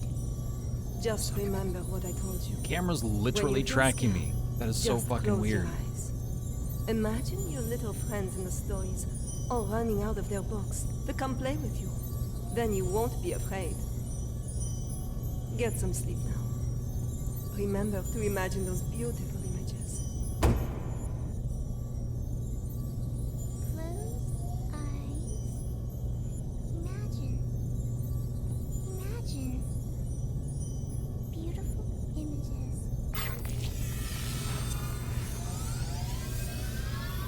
Not working. No.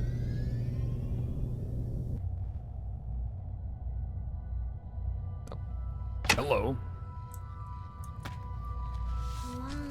Long time ago, there was a robin. It wanted a home of its own.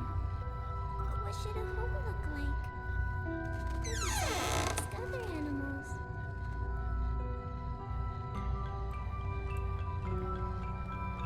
I like turtles.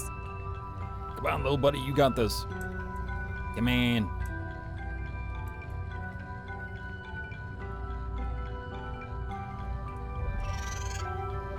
The hell? Select the part to be adjusted. Okay. No, it's... Oh, this one needs to shrink because it's too big. Okay. I was thinking it was normal size. I don't know. I don't look at elephants. Usually the tail's shorter, right? No? Okay, you didn't like that. This is really... Oh, no. This needs to be... No. Okay, this needs to be shrunk down. I'm sorry. Work with me here. Okay. You're an elephant with elephantitis. Robin needs an elephant. This is the house should have very strong floors. Strong enough to support my weight. The robin shakes his head.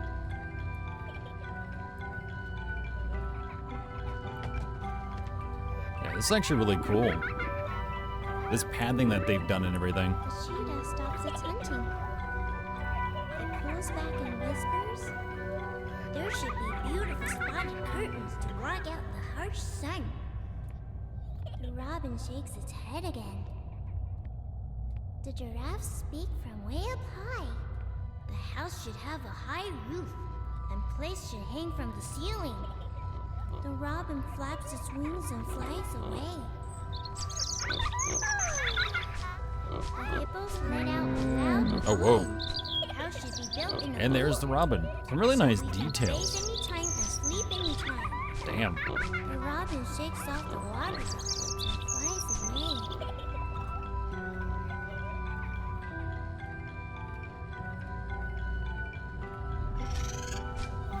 Control robin flight.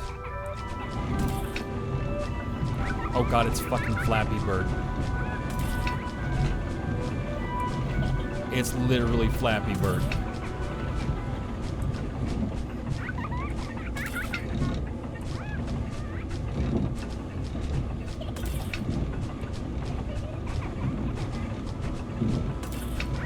Clever. I'll give him that.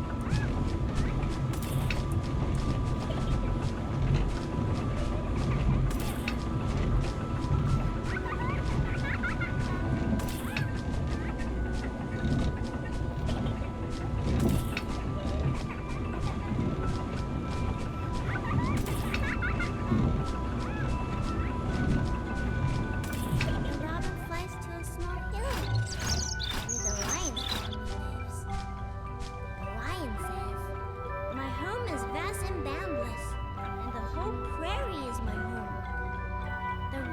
shakes its head and flies away. It flies and flies, and finally it lands on the back of a rhinoceros. What's up, bro? The rhinoceros says, everyone travels with all sorts of strange questions inside, but after traveling far and long enough, the answer that everyone finds is that the truth is not far, for it lays within our very hearts. Robin, what kind of home do you want? The robin says, the home I want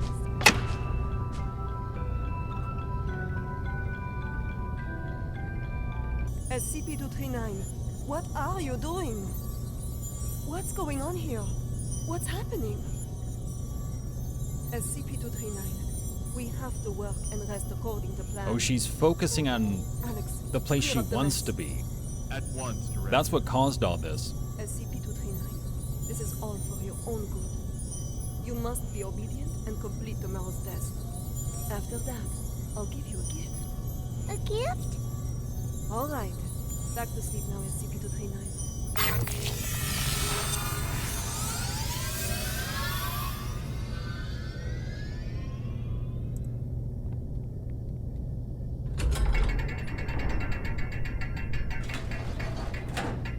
What's up, gamers? How you doing? Hi there. You are just following me. Okay, guess we're going this way.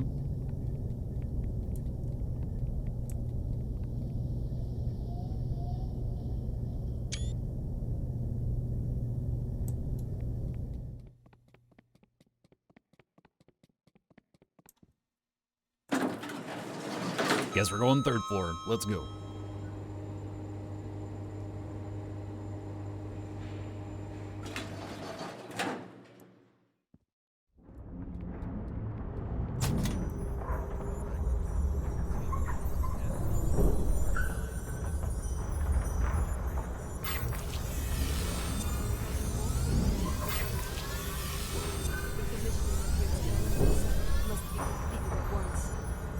The formal presentation is next week.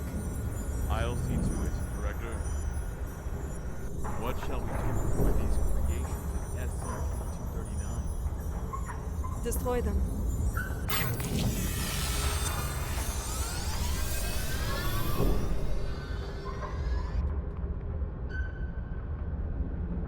Oh, she's like manifesting robins. So that story that she heard, she's been believing in it long enough that she's been trying to create that world in the world that she's in.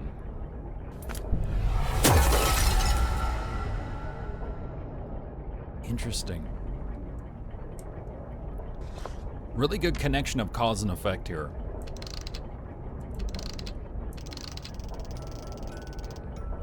One more horse. Hey, you there? D6744 calling Bird's Nest. Ironically, Bird's D6744 Nest. calling Bird's Nest. What the hell are these guys up to?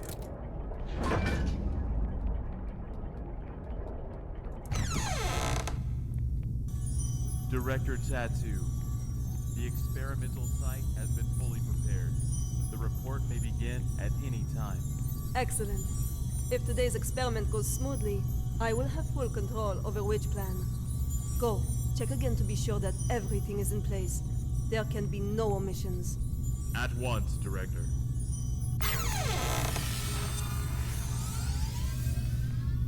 Interesting.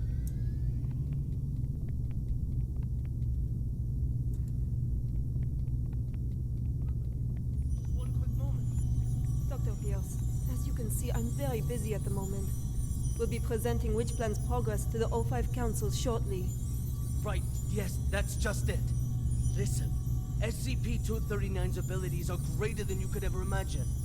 She is infinitely more powerful now than when she was born. Your experimental procedures lack the proper controls. Any mistake, no matter how minuscule, could have irreversible consequences. Dr. Pierce, let us not forget that it was your previous missteps that caused us to miss the ideal incubation period for SCP-239. If we don't cultivate her using my method, the window of opportunity will be closed for good.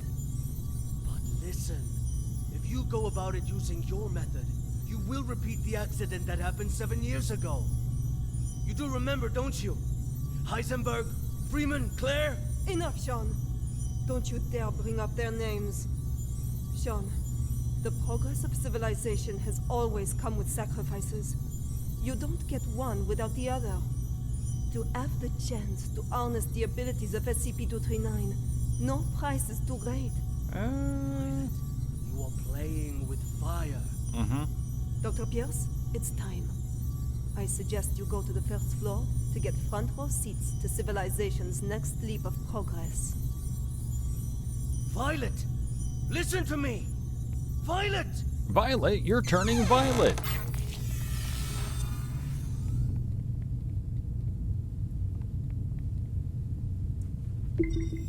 Convert pure water into wine in glass. Past. Resurrect birds that have been dead for more than 12 hours. Past. Create a fig tree. Turn living things into molecules. Oh, so they want her to create stuff out of nothing, basically. See what else she can make for the human species, basically. For a long time now, new...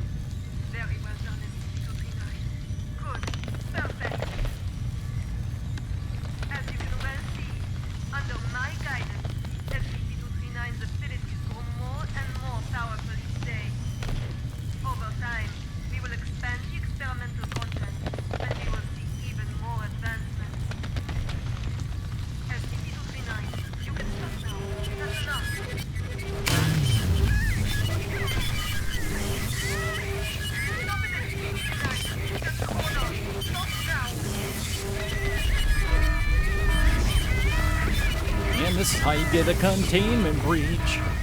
This is how you get a containment breach.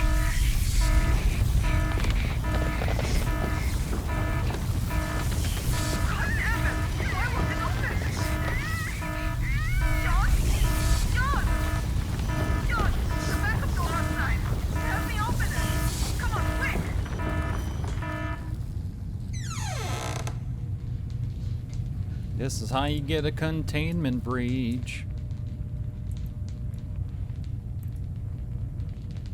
Oh, there was a document I wanted to read, but we were reading it as that thing was going off, and so now we can't. I think it's in here. Let's see.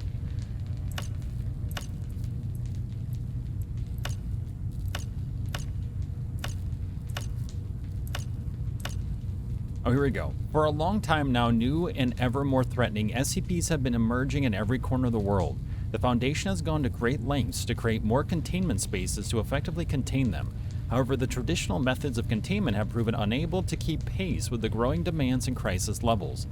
In response to the urgency of the situation, the O5 Council instated a new containment approach in July 2002.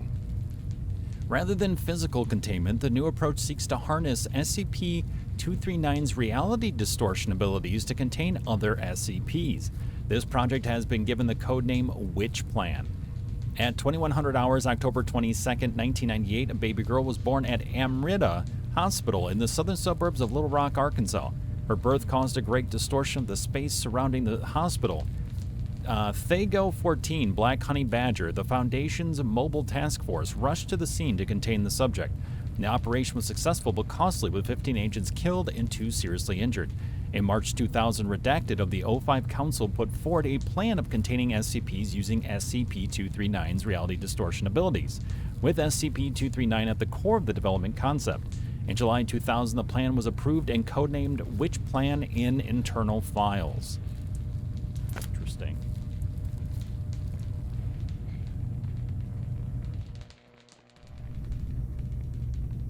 Stop it, SCP-239. That's an order. Stop now. You're screwed. You fucked up. God damn it! Why won't it open? You fucked up. Sean? Sean! Sean!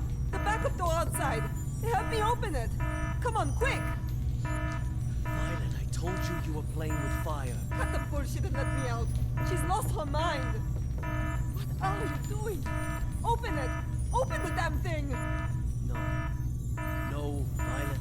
I can't. Damn. What do you mean? SCP-239 is out of control. Why would I open the gate? What the fuck are you saying? Open it! You're right, Violet. Victory comes to those who fight, and to those who last. Oh. Talking crazy, Sean. What a twist. Damn. Open the fucking thing! An accident of this magnitude. It's just what I need to prove myself. Sean! Sean, don't think like that! We can work together! We'll do it your way! Your rules, your method! Whatever you want! We'll do... I know! I'll quit! I'll resign! Which plan is all yours? I will use these learnings to improve the plan and equipment. I've never been so certain of success. No, Sean. Let's not think like that. Let's talk things through. You have proven invaluable, Violet.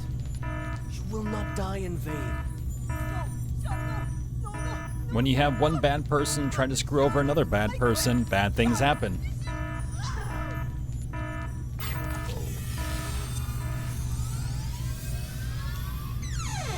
That's not good.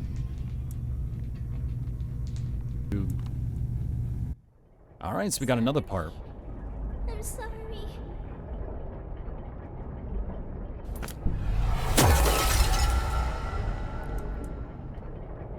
So after this, there still should be one more door. Yep, that one there.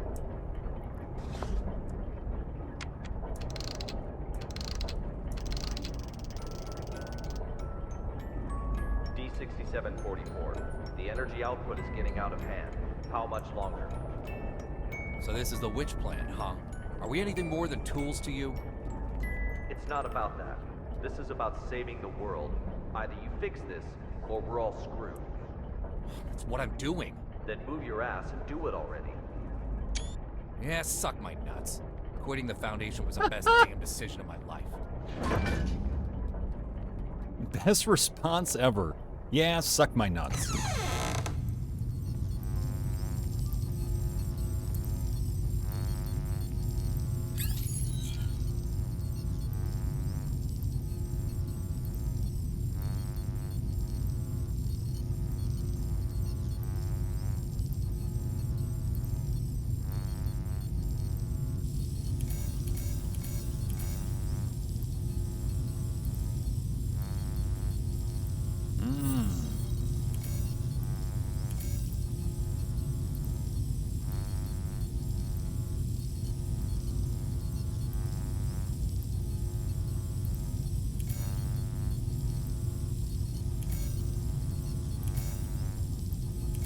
So you can't, so the red actually blocks. interesting. Okay.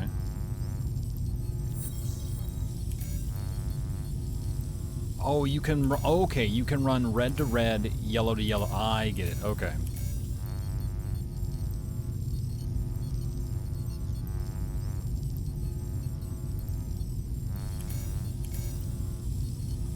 Oh, shit. Tricky. Okay, I like this one.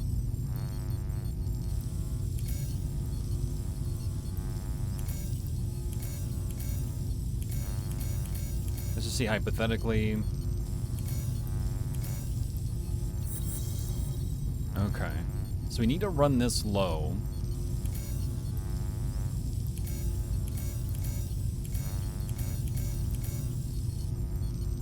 Then we leave this out. So if we ran this high,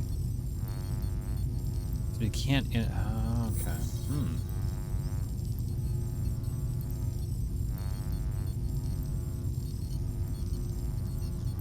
Lines can't intersect, and then link off fragments in correct order.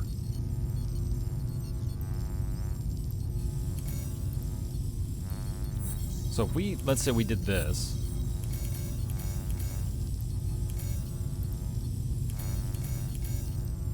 We would not be able to run yellow at all through these. Okay.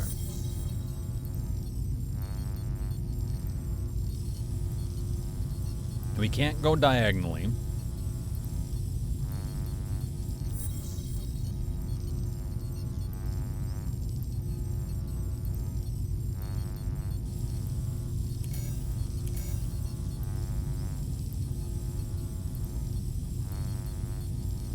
Okay.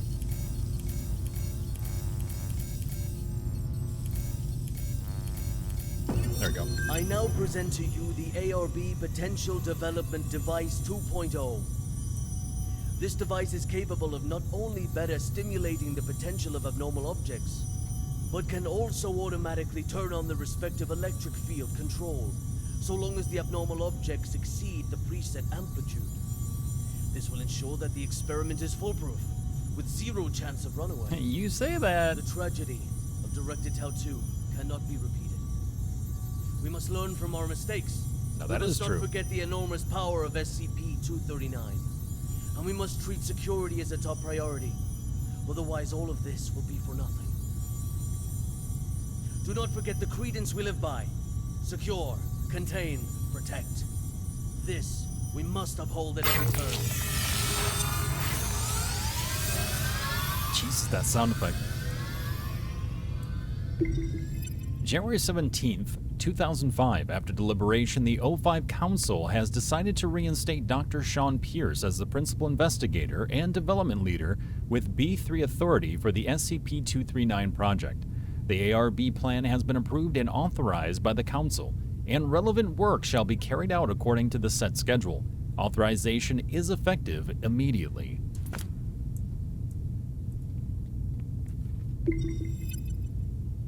So he's doing simulation of high pulse voltage, interference of auditory guidance, inhibit free will. According to the experimental records from the early stages of the ARB project, it has been confirmed that the reality distortion abilities of SCP-239 are proportionate to the pulse voltage when stimulated by certain words. Interesting. So it seems like they're trying to control her and like harness her power through this chair. Is what I'm guessing.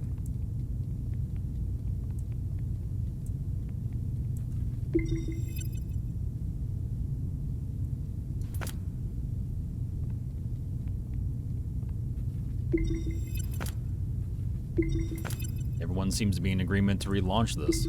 Ooh, abstain. One abstain.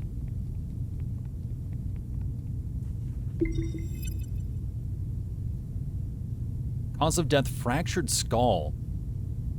Hemorrhagic shock. Amelia Joe, deceased. Cause of death, progressive cervical hematoma. Used for the experiment was severely damaged. Undamaged equipment was removed after the accident. Loss of control of the abilities of the SCP was the direct cause of the accident. Prior to the accident, no telekill headgear devices were installed.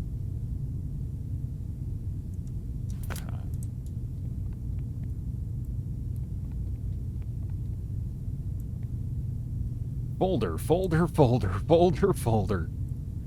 Great organization.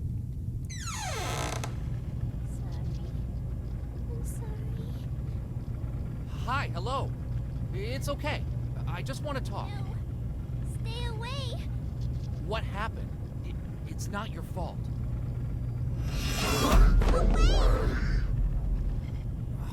Shit.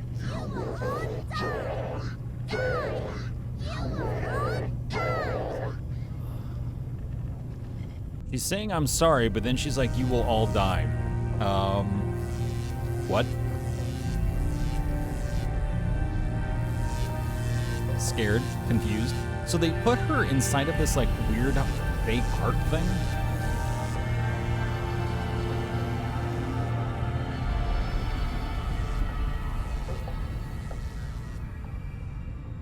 I am Dr. Sean Pierce.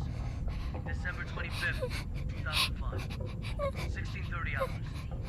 This is the first experiment of ARP Plan 2.0. SCP-239. We will repeat the previous tests first. Experiment 1. Strength test. Pass rate of 95%. Voltage strength 600 kilovolts. Power on. SCP-239. Crush the car in front of you.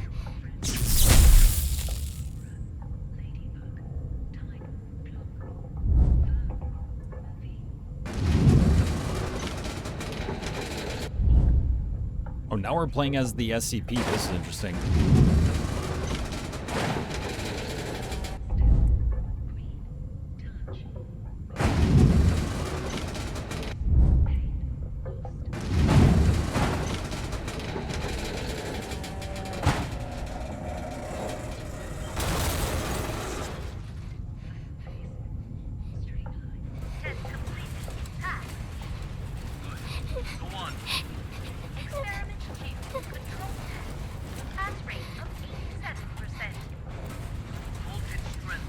Some of the backstory reminds me of Tacoma.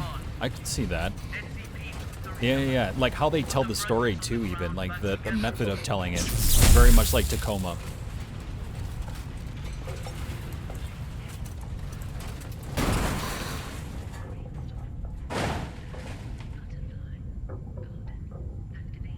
Test completed. Pass. Good. We'll now begin the new test. Experiment 3. Creation test. Pass rate indeterminate. Voltage strength 800 kilovolts. Power on. SCP-239. Reassemble this junk into a truck. A real, operational truck. Not some fancy replica. Very well done. Amazing. Fun. I know where the problem is. Do I need to shock you again? God damn it. Not be discarded halfway. Make it quickly. Just like what you did before. Don't relax yet. You're getting very close. Oh my god.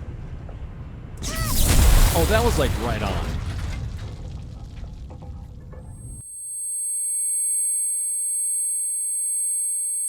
It was bound for failure.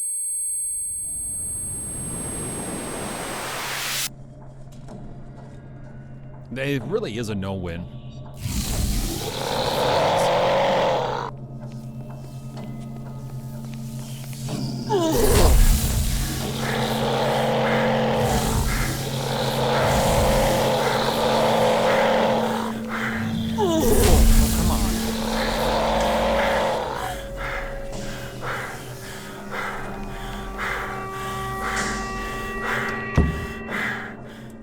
Ooh. That was not fun.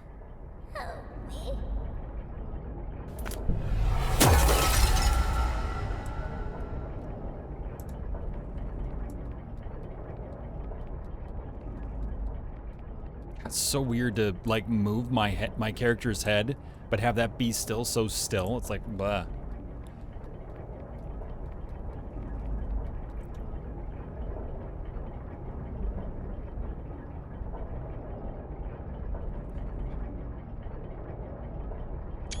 There you go. I think that's a cool image.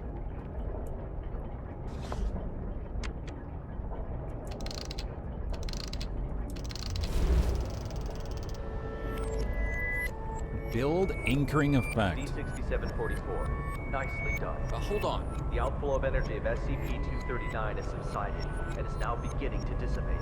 We have regained control. Just hold on. Again, a job well done. The synapse is now ready to be disconnected. Can you just hold the fuck on and listen for a damn change? What's the matter? The problem hasn't yet been solved. She's still lost deep in her mental anguish. That's not our concern. The crisis has been averted. Innumerable lives have been saved. Your mission is complete.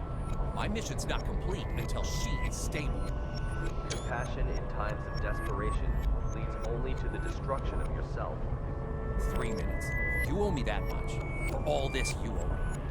I can enter her subconscious and fix this. 3 minutes. Very well. I'll disconnect the synapse in 3 minutes. If you're not back, then so be it. I will show no compassion.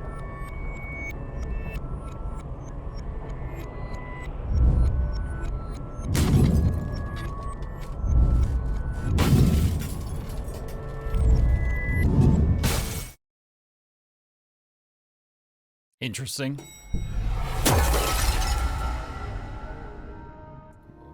That was cool. Holy shit. They have such good imagery in this game. Like, I mean, it's more than a game, it's an experience, really.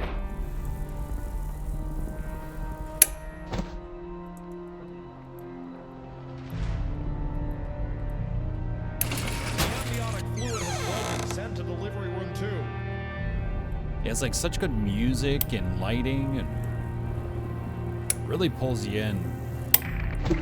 Team Honey Badger has entered the value anomaly area, now quickly approaching. Oh, this is when she was born. This was the hospital that they were sent into.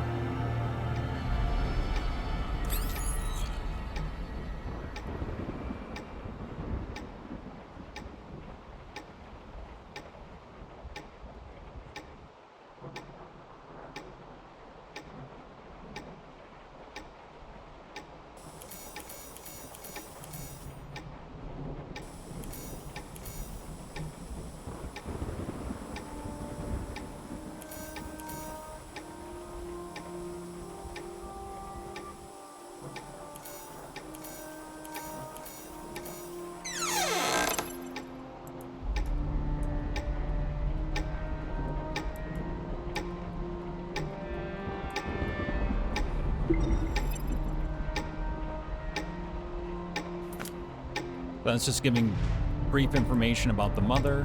What's going on? They needed some of these rumors from all over the place. I don't know, but my watch has stopped working too. So when the child was born, this is the distortion, the reality distortion that happened. So I want to see if there's anything quickly that is hidden at all. Or any kind of collectible of any sort.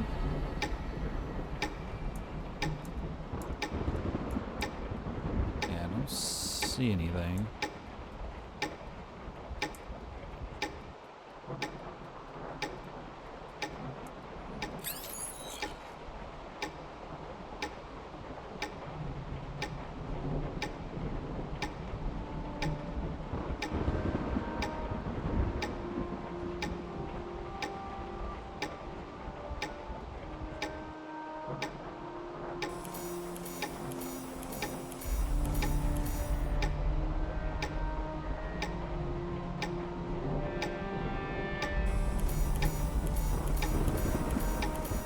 Maternal dystocia, profuse bleeding, send to operating room now.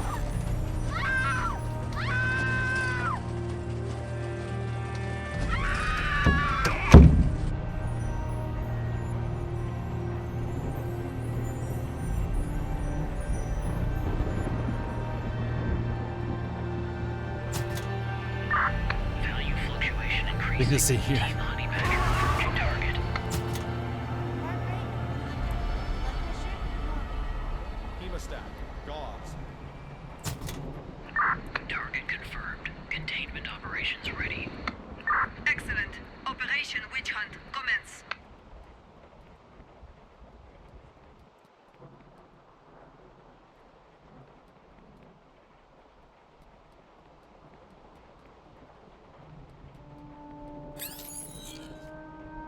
Oh, now we have blue as well. Jeez.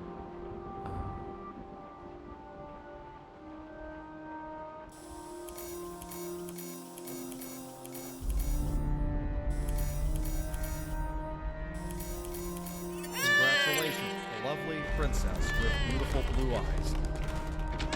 Thought of a good name for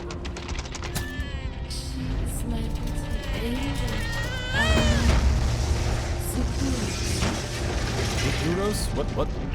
Target SCP-239 has been contained. SCP-239! Ooh, eye bleach. SCP-239! SCP-239. SCP-239. SCP-239! That's an order! SCP-239. That's an order. She just wants to hear her name. SCP-239! Do as I say! SCP-239. Do as I say. Come on! Do it! Come on, do it. SCP-239! SCP-239! SCP-239! Don't blame yourself. None of this is your fault. Maybe you weren't meant for this world. Close eyes. Imagine. Imagine. Beautiful. Images.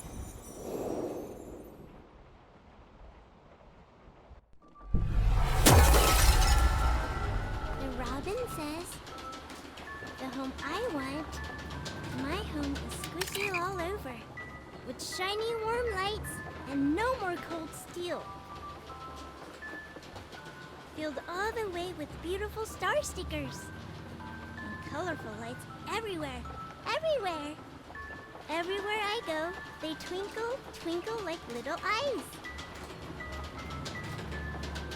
So many good books, with the cutest animals inside. They only say nice things to me. They always want to chat with me. So many beautiful decorations. Oh yeah, the dragon. Soft bed, and mountains of toys. I can play all day, anywhere I want. I'll have my favorite toy, a beautiful carousel. I'll ride, and it will take me anywhere. There, I will not be yelled at. I will not be punished. I can sing as much as I like. I hope so much to live here forever.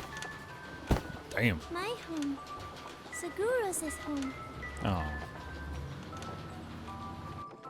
Interesting name choice.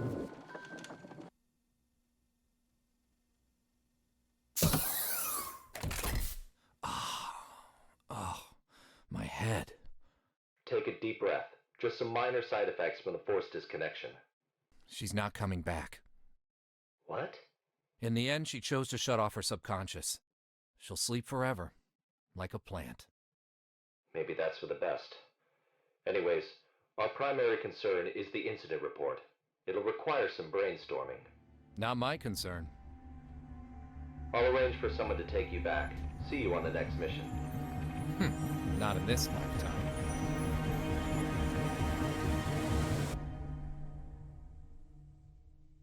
Interesting.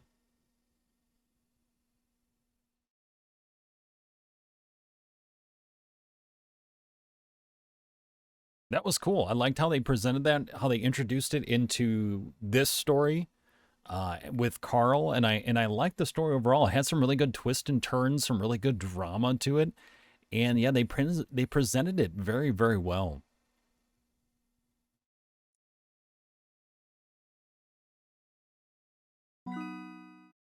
Carl, hey Carl.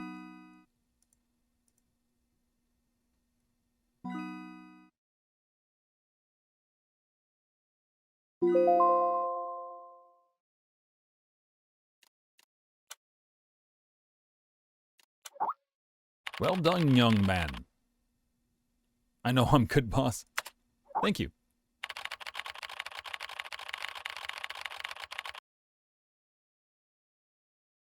With a reality-distorting anomaly classified as Keter, it would seem keeping the subject in a state of comatose is the only viable solution. You're right, this place is not what I thought it was. I'm still learning to understand and abide by the rules.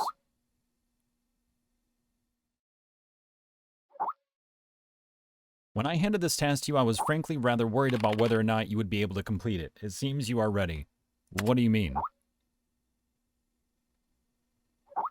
Carl, someone wants to talk to you. New message from unknown contact. Oh, shit. Hello, Carl. Who are you? It doesn't matter who I am. What matters is who are you? Carl. It's just a name, a symbol. I'm the one who will guide you to the answers. What should I do? First, you will need to complete some warm-up exercises. Take the elevator to the 15th floor. Interesting. Whoa. Hello. Kind of cool, actually. A bit cramped, but kind of cool. Go to elevator, take elevator to sector B24. Hell kind of shoes do I have on? Hello? Excuse me.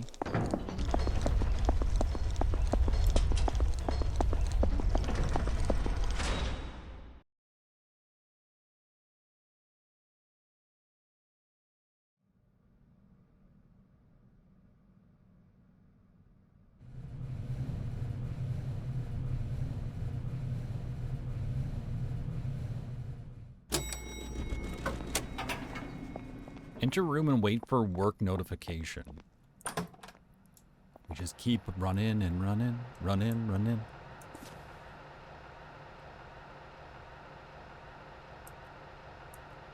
Interesting. Don't bake bread in the lounge. Don't you feel nausea yet? Nauseous yet? 0426. That's the important information. 0426. For whatever reason.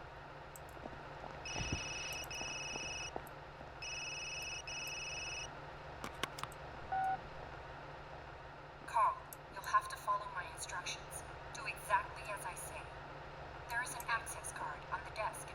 Take it and exit through the door on the other side. The passcode is 0426.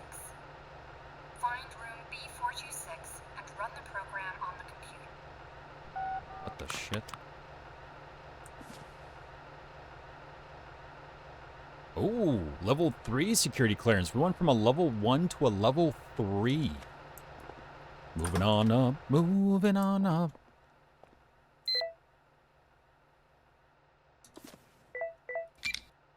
Hold up, shit, I already forgot it. 0426. Hell yeah. Hell yeah. Storeroom. Oh, that's the phone booth from the very first thing that we read or / went through. Oh, cool. The Desert SCP. Oh yeah, and this is the one we just covered. Oh, neat.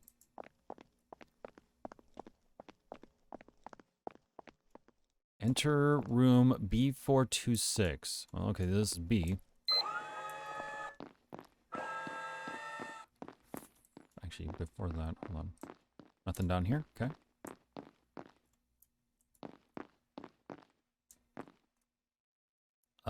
Interesting. Okay.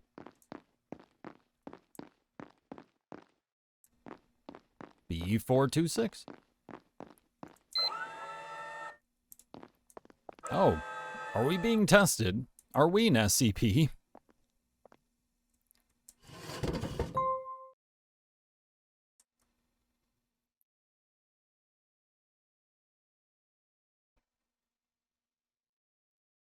Item SCP-426, Object Class Euclid, Confidentiality Level 3. Oh, is the card? Hold on.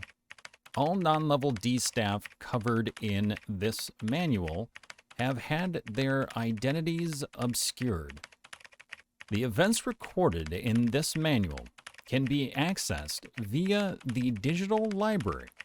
Level 3 authorization required. Use of this manual is covered by the confidentiality clause.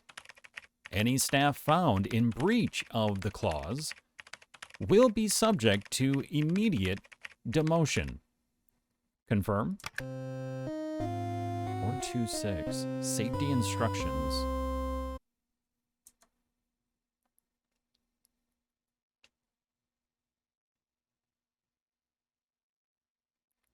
Oh, this is the top-down arcade game-looking game, I think.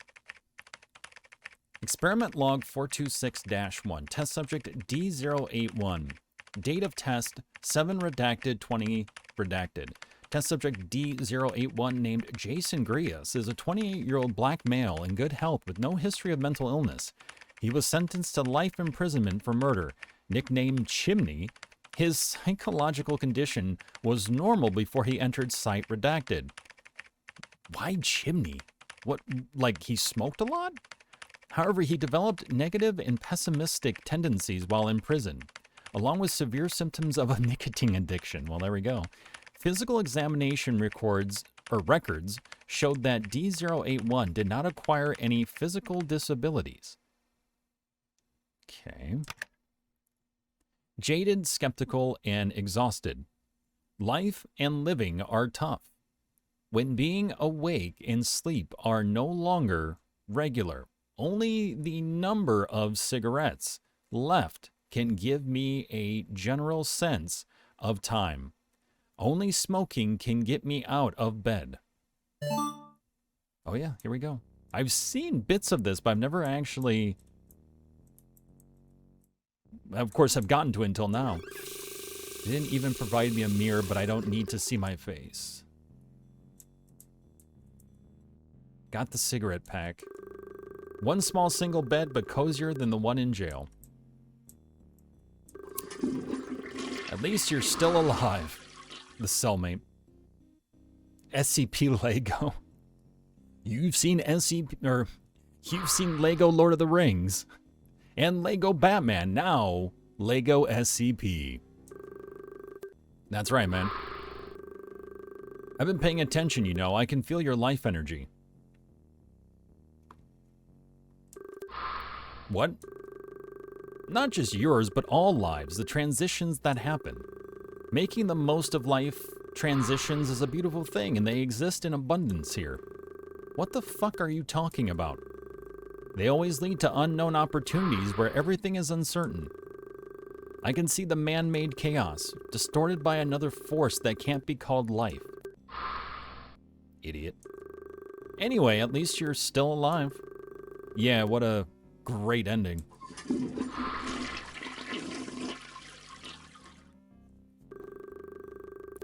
D081, time for your task. Let me finish this cigarette. Come on, give me a break. I always follow orders, don't I? I can't even smoke anymore. Hurry up. Damn it.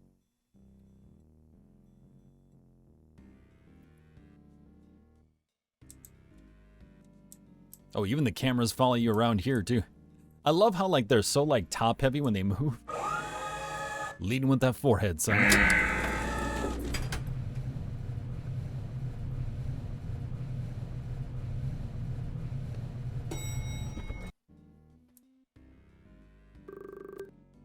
Get ready. I get it. Security check. What can you detect in this thing anyway? No weapons, no metal, no smoking in the observation room. No smoking? You have something against me, huh? Shows hands.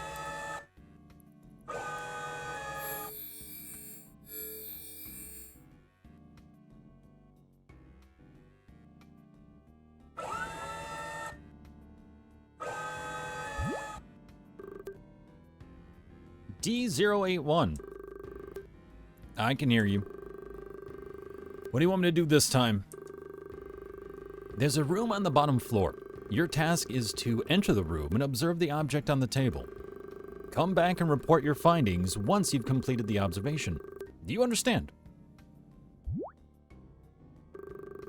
SCP Foundation's full of fucking freaks.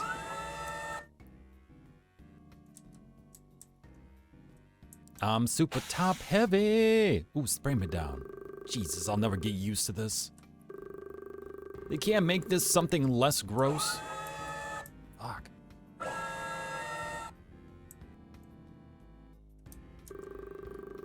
This painting's called Los Angeles at 4 a.m. Interesting. Is that an actual painting? Los Angeles at 4 a.m.? Looks kind of cool from here. Sphinx's new enigma, waiting for you to solve it. Is this a poster of an opera? These freaks watch opera? Are you kidding me? Yo, doctor, hello, can you hear me? Yeah. There's nothing wrong, right? It's a toaster. They got me looking at a goddamn toaster. Looks like what I need to observe is in here. What the hell is this? I'll have a cigarette first. Where are my cigarettes? Ha! They'll never guess where I hid my cigarettes. Damn, that's good. D081 returned to the lab to report. You can start reporting. Well, on the table, I'm a toaster. I'm about 7 inches wide and 6 inches tall, and I'm made of stainless steel. Anything else? What else? I'm not sure what else you want me to say. Anything else? I'm not sure what else you want me to say. I'm a toaster. Put bread in my slot, and I'll make a perfect fucking piece of toast. Good, you can go back to your room now. Good? What did I just say? Do. Hi. Oh, you were right on my ass. Hey, how's it going? You shouldn't be here. What? Okay, fine. No fucking fun. Hey, Chimney, there's something different. Some wonderful smell on you. Oh, actually, here. Let me do this. What is it?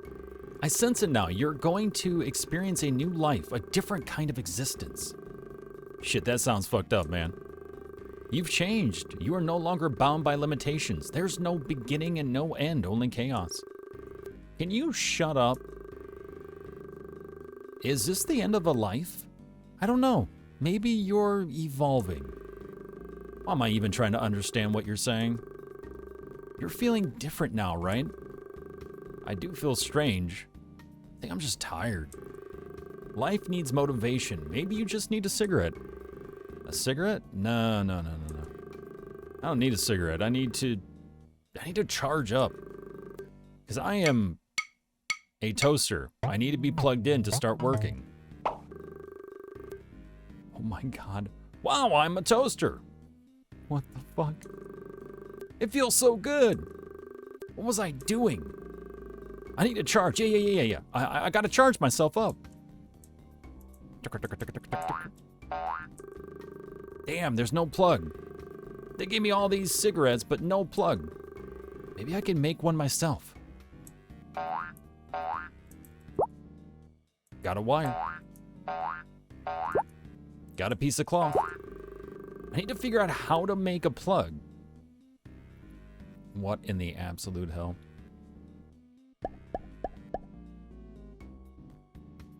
Choose 2 from 4. Combine items to connect to power.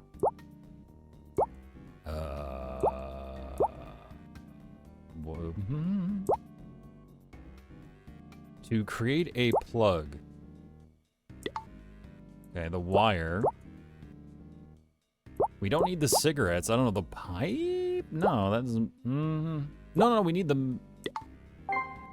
What did that do? Good, this is it. Okay, well, that works. Can't wait to charge up. Well, then fuck this up. And he fries himself? Oh, God.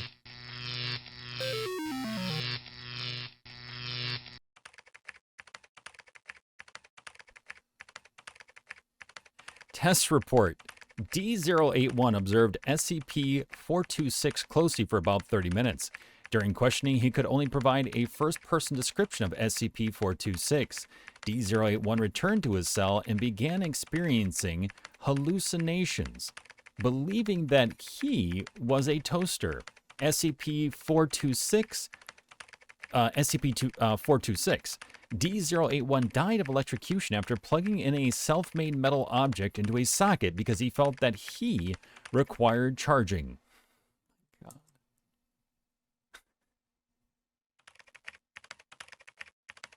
Experiment log 426-3. Test subject D-082 150320 redacted. Test subject D82, named Dorothy Wilson, is a 65-year-old white female with no history of mental illness. D082 psychological evaluation results were unknown when she entered. Site redacted.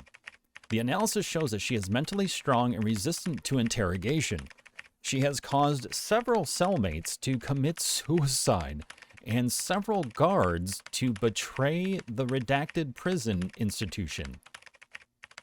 D082 was diagnosed with lymphoma cancer before she was recruited by the Foundation. She was cleared for the testing after she confirmed that her lymphoma cancer would not affect her SCP-426 test. Mrs. Wilson. Mrs. Wilson. What happened, dear? I fell asleep.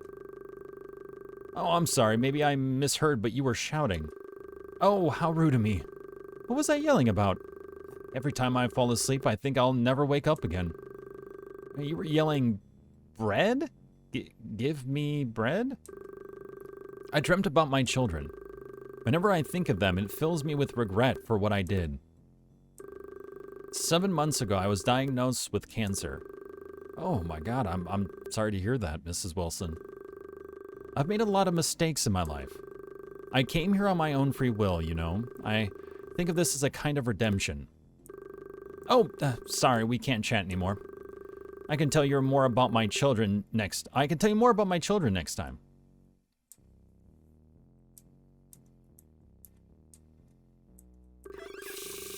People should take care of how they look even when they're old.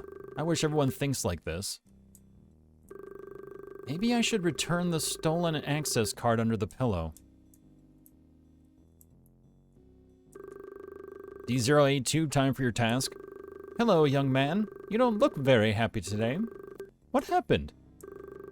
I'm not going back to that empty room for another day, am I? I know I shouldn't complain, but it's awfully boring. Don't mind me nagging, you know I don't have much time left. Yikers.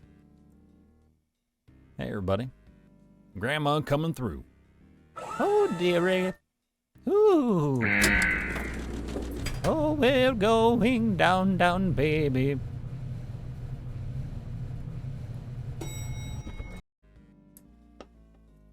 Oh, I am so top-heavy. Prepare for security check. You're always scanning. You don't trust me. All right, it seems like you don't want to talk today. Ooh. Ooh. All right. Fully scanned.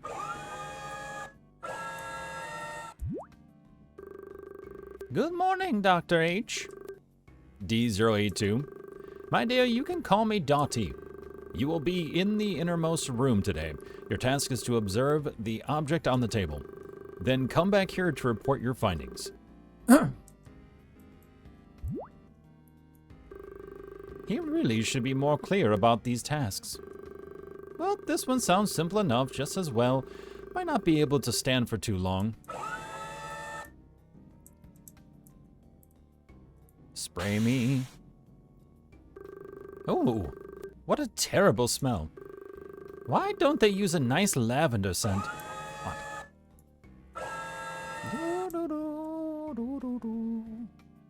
Ooh, Los Angeles at 4 a.m. Why does this painting remind me of basketball? This show looks interesting. Probably won't get a chance to see it, though. I'd better hurry along. Don't want to be rushed. This looks familiar. I'm sure the empty room I was in before is just next door. Oh, toaster. I remember I need to observe. Yes, just observe. Oh, is that my... tinnitus flaring up? Or did I just hear something wonderful?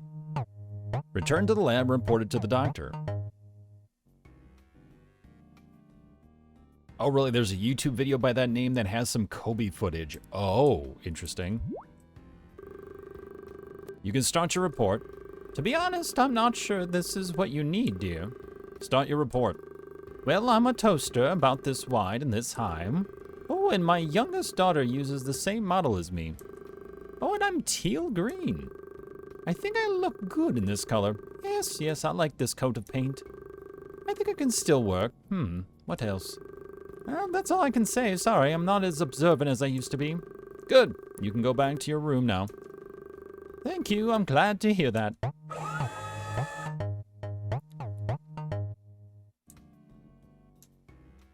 Oh, he's right on my ass again. Oh, hello, dearie. Ooh, where do you plan on putting that? Ooh. Okay. Running back. Hey, Mrs. Wilson, how are you feeling? I don't know. I mean, how did you feel after that task? Oh, I feel not too bad. Yes, I feel like I'm good. That's great, Mrs. Wilson. To be honest, I'm a little worried. I thought, oh, I feel good. I feel great. Yes, wonderful. I have to do something. What do you mean you have to do something? Mrs. Wilson? Mrs. Wilson, you know what? There's been a little voice in my head. I think it's time for me to fulfill my duty. I'm a toaster. Time to get to work. God.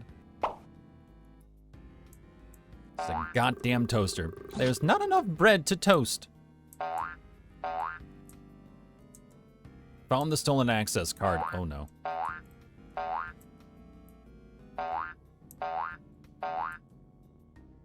She is eating all the bread. Work, bread. Oh no. She's gonna get shot by like the security. I can toast any kind of bread there is. Bread, work. Toasty McToasterson. That's what they used to call me back in high school. Well, show me more bread. Oh, she's eating out of the trash.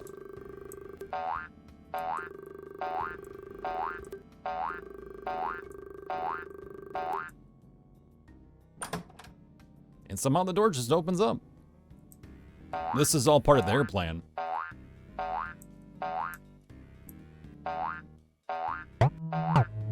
Oh, Lord. Oh, this is not good.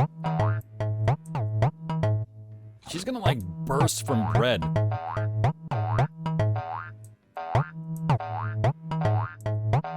This is so fucking weird.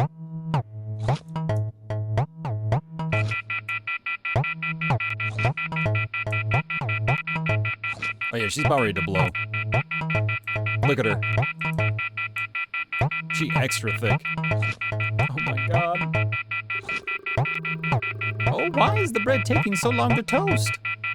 Oh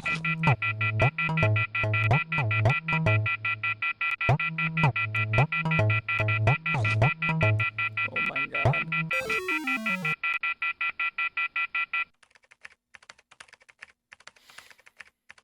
Test report. D082 observed the object closely for redacted minutes. 5 minutes later, she could only provide a first-person description of SCP-426. I wish they could type this out quicker and then just let us read it after. D082 began to develop hallucinations 50 minutes after returning to her cell. She believed that she was a toaster, SCP-426, and that she needed to toast bread. She died of internal bleeding due to acute gastric dilation. The autopsy found 16 kilograms of undigested bread in her stomach. Oh, dearie.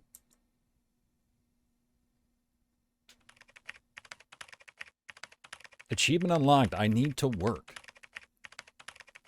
Test subject D083, named Adam Moria, is a 38-year-old white male with no history of mental illness. He was sentenced to life imprisonment for murder. His psychological evaluation results showed that he had irritable, violent, and manic tendencies before entering Site Redacted. Remarks: D083 yelled, "I'm a toaster, my insides need to be cleaned," after coming into contact with SCP-426 redacted times. He then swallowed 550 milliliters of dishwashing liquid and fell into a coma. It's uncertain at this time whether the effects of SCP-426 are still active. Observation is still underway. Damn it, fuck, all of you. D083, you're awake. Get yourself ready for the lab.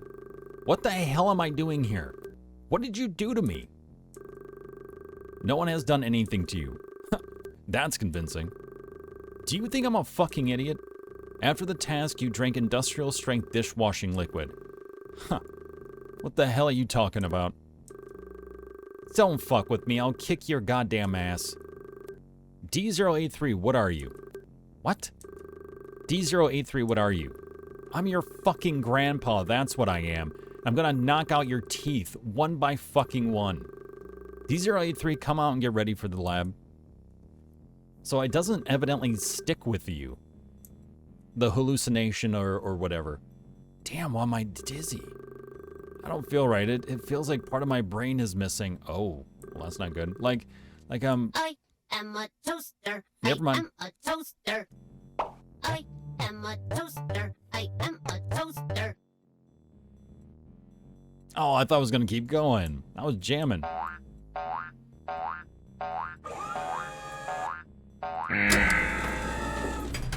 Never mind, it doesn't wear off.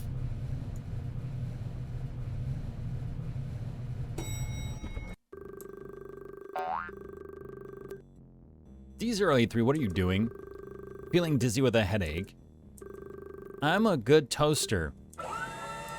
Oh boy. Hey, Keto. Hello, toaster. Fuck, my head hurts. Where am I? I should be... I've been so confused lately. I'm so top-heavy. D083. Hey, you old fucker. Do you remember what you did after your last task? D083, are you willing to reobserve the test object? Listen, I ain't gonna do shit no more. Just kill me now, you bastards. Fuck, my head is gonna explode. Shit. Guard, send D083 back to his room for observation. Yes, doctor. Damn it, I've had enough. Look, you old fucker. You're not gonna take me alive. Return to the living quarters. No, fuck you. Okay, fine. I tried. Shit, what's wrong with me? I shouldn't be like this. I should be... I am a toaster. I am a toaster. I am a toaster. I am a toaster. D083, do you have anything to report? Come on, man, I'm broken. Broken? Doctor wants to know how you're feeling. I'm definitely broken. Like, I don't think I can toast any more bread. Bread?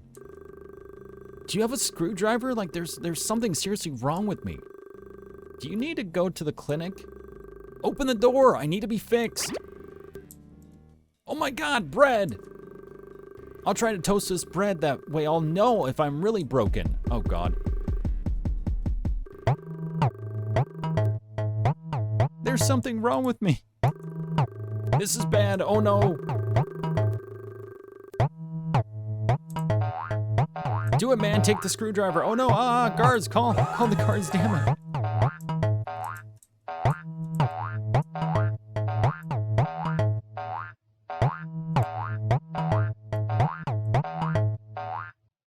I'm a waffle iron. Ooh, that sounds like a good one. Oh, I can attack.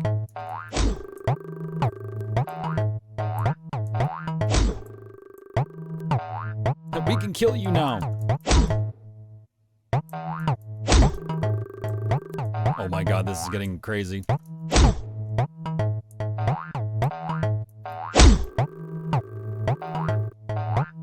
Oh, homeboy's going crazy. He's going ham.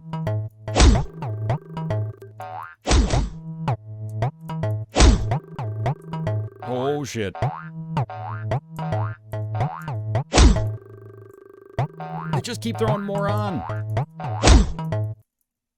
God. D083, stop everything now. D083, we can kill you now. I'm broken. D083, what are you? I'm not a good baby bear toaster. I can't toast anymore, but yes, I could fix myself. I am a toaster. I am a toaster. No, not good. Oh, that's not good. Nope. Test report. After the previous observation experiment was interrupted, D083 claimed that he was a baby bear toaster and suffered from internal damage. He requested repairs. On the way to the clinic, D083 behaved aggressively and attacked the guard with a lethal weapon. He cut open his abdomen and claimed there were breadcrumbs jammed inside. D083 eventually died of excessive bleeding. I am a toaster. 'Cause I am a toaster. Okay, that's strangely catchy. Object class Euclid. Special containment procedures. I have to be locked in a room without any windows so that nobody can see me. The door to my room must be labeled without my ID number and personal details to prevent the spread of my symptoms. Only staff at level 3 and above are aware of my existence and particularly of my properties. Description. Hello, I am SCP-426. I must be introduced this way in order to prevent ambiguity. I am an ordinary toaster, able to toast bread when supplied with electricity. However, when any human being mentions me, they inadvertently refer to me in the first person. Despite all attempts, there is yet to be a way to speak or write about me in the third person. After conducting several tests with level D prisoners, the Foundation has determined that SCP-426 causes severe mental harm to humans. It has henceforth been defined as an info hazard. Thank you for reading the SCP-426 Safety Manual. Secure, contain, protect. #1 hit single on the Sourdough album. God. I am a toaster.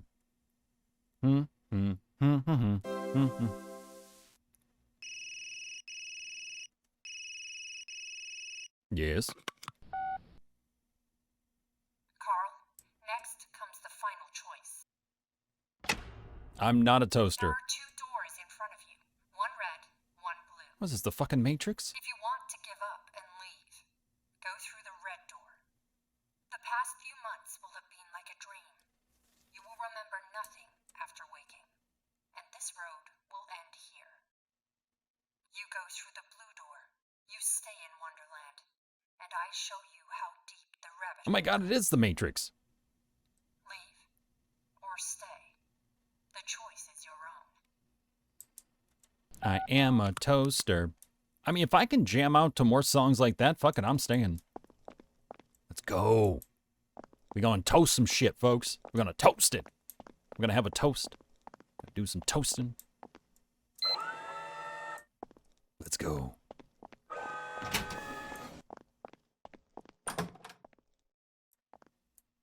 Oh, this isn't fucking creepy at all. Good job, Carl. I'm glad you made it through. Have you ever felt like there were memories in your head of things you never experienced?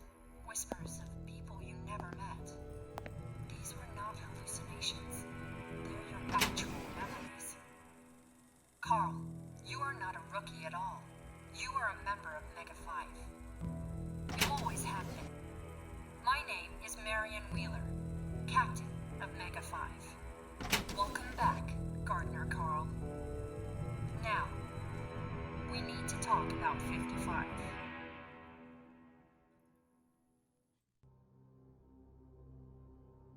Oh, that's cool. Interesting, interesting. I like how it ends on a cliffhanger as well, because you're like, wait, what? Who is this person? What is this group? And what are they talking about with 55? No, that was really cool. And from what I understand too, is that they're going to be adding on more stories, more secret files onto the game. So now that it's fully released, they will be adding more. And I have to admit, I am really looking forward to it. I think this group did a phenomenal job. The artistry, the quirkiness, like they have funny stories, they have dramatic stories, they have, you know, sort of sweet stories. They just had a full array, and they chose SCPs, some that are more well-known than others, some less well-known. And I know some people complain going, oh, well, they chose some ones that aren't really well-known and blah, blah, blah, blah, but they were really good stories. And I think in a way that's a really good way of also welcoming in new people to the SCP universe, to all the different stories out there. I think they did some really good, you know, quote-unquote bite-sized stories that really told a good story. It really gave a wide array of what you can expect from the world of SCP. And yeah, that was very good. And we went through, what was it, 5 different case files? So we went through 5 different case files that were all very different game mechanics over the past 3 days, because we only played an hour of this yesterday. But yeah, we played a couple hours the day before, and then a couple hours today. But yeah, the music, the art was fantastic. It's very, very cinematic. They pulled some really good stories though overall, whether they're really well known or not. I know a lot of people were like really hoping for like Plague Doctor, you know, getting that, or like Old Man and stuff like that. Like a lot of the well-known characters from like Containment Breach, like Peanut and stuff. And I'm sure they will do that. But I think at the same time, you don't want to like show your hand with all the really big popular characters, because then where do you go, right? And I think that's smart. I think go with some of the smaller ones, some that are known, some that aren't as known, and then from there start releasing more stories as you go, including some of the bigger ones that are more well known. I think that's a good way of looking at it. GameZoo Studio is a new indie game studio, and SCP Secret Files is our very first title. That's fucking impressive, by the way. That is insanely impressive. We've poured our blood, sweat, and tears into this game over the past 3 years to bring something different to our players. As this is our first title, your feedback, ideas, and suggestions are very important to us. We want to make outstanding games, and in pursuing this goal, we're always looking for ways to improve our own games as well. We look forward to hearing from you and hope you enjoy this game as much as we enjoyed making it. And I love the fact that you can add comments, or you can say later and come back to it later. I really hope they add more stories to this. Now, they said they would, but I really hope like they continue to add it. Even if it's like DLC content where they're like, here are 5 new files. It's $6.99 for the DLC or something. I would fucking pay for it. I know other people are probably like, no, don't say that shit. But you gotta support them though. You gotta pay people for the work they put in. This is a very affordable game, and it was worth every penny that I spent, I feel like. It's really good. It's really, really good. I had a really good time with this. And you know, many people say, well, it's more of like a walking sim. And yeah, there's walking sim elements and stuff, but each game was at least different in a way, or each story being told was at least uniquely told. And the whole point too is it's about the story. It's about the universe, and it's about the story, not just really so much about like the gameplay. Like, yes, there should be some puzzles and things like that, and there should be some elements of challenge, but it shouldn't be feeling impossible for anybody just to pick up and play though. You know, you want to, because you want people to be welcomed in and to really just be taken for the ride, just like you would if you were reading an SCP story online. That's what you want. And I think they nailed that quite well. They showed that sometimes the SCP Foundation can be kind of evil. They show that sometimes anomalies themselves can be kind of evil. or that evil people can be driven to do very evil things. They showed a wide array, and I really, really appreciate it. Again, from someone with a film background and a theater background, walking through all this was fantastic. They had so many fantastic cinematic moments that were just captured and showcased so well. Color palettes were wisely chosen and crafted. The elements to which they inputted into, or the assets they inputted into each environment were fantastic, on point. Some things were simple but effective, and I really liked that, where other things were very detailed and very impressive, and quite surprising considering the fact, again, this is their first title and it's an indie game, but it seems that they knew what they had to work with and went all the way through with it, and I love that. So it's very, very enjoyable. If you like SCP, if you like sort of paranormal, thriller, sci-fi stuff, but if you're open to different kinds of storytelling as well, this is a great game. I think you'll really, really enjoy it. So I can't recommend this enough, honestly. This was so much fun to just go through. And again, the fact that they had that overarching story of Carl to help tie things together, and how you're introduced to those stories was just so well done, because it felt like, okay, this is all contained in one universe. This is one world. All these things have happened, and this is why we're experiencing them. Like, it all made sense. And I think that's so important. It didn't feel just extraneous and just like, here are some random stories, have fun. The fact that they had an overarching story to bring it all together was probably one of the best things they could have done. And it was really so fascinating, because it helps them carry over into potential future content as well, which is fantastic. So really intrigued on where this goes. Loved the fact that not only could we play through the different stories, but that there were stories we could read through as well, which is so cool. So big fan. Yeah, I would say 100% grab this story, especially if you're into narrative stories, if you're into just being, a part of the ride. You're doing some steering, but also the game helps steer a lot too. If you're good with that back and forth, this is a lot of fun. It's very, very cool. So very, very excited to see where they go with this. But yeah, overall, I give it 2 thumbs up. Yeah, I would say absolutely. Like, if I could rate this, I'd say like 8 out of 10, 9 out of 10. I mean, really, like 10 out of 10 is impossible in my eyes. It's like the perfect game. But this ran smooth. We didn't have any bugs or issues. Again, art style was on point. Storytelling on point. I mean, there were some issues in the beginning. Certain text and stuff appearing too quickly. Them just throwing you into the game as you start the game rather than getting to a menu first to kind of change settings and all that. So that's why it's not, maybe almost perfect, but it's like 8 out of 10, 9 out of 10 for sure. Just from the rest of it. Like, the rest of the game made up for like the first like 5% of the game. So really, really, really good.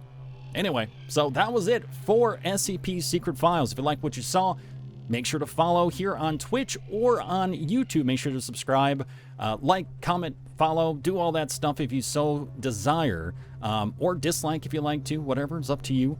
It's a free world, so go for it. But feel free to engage with this if you enjoyed or don't. Let me know in the comments your thoughts, or in chat what your thoughts are on the game, and I'll see you in the next one.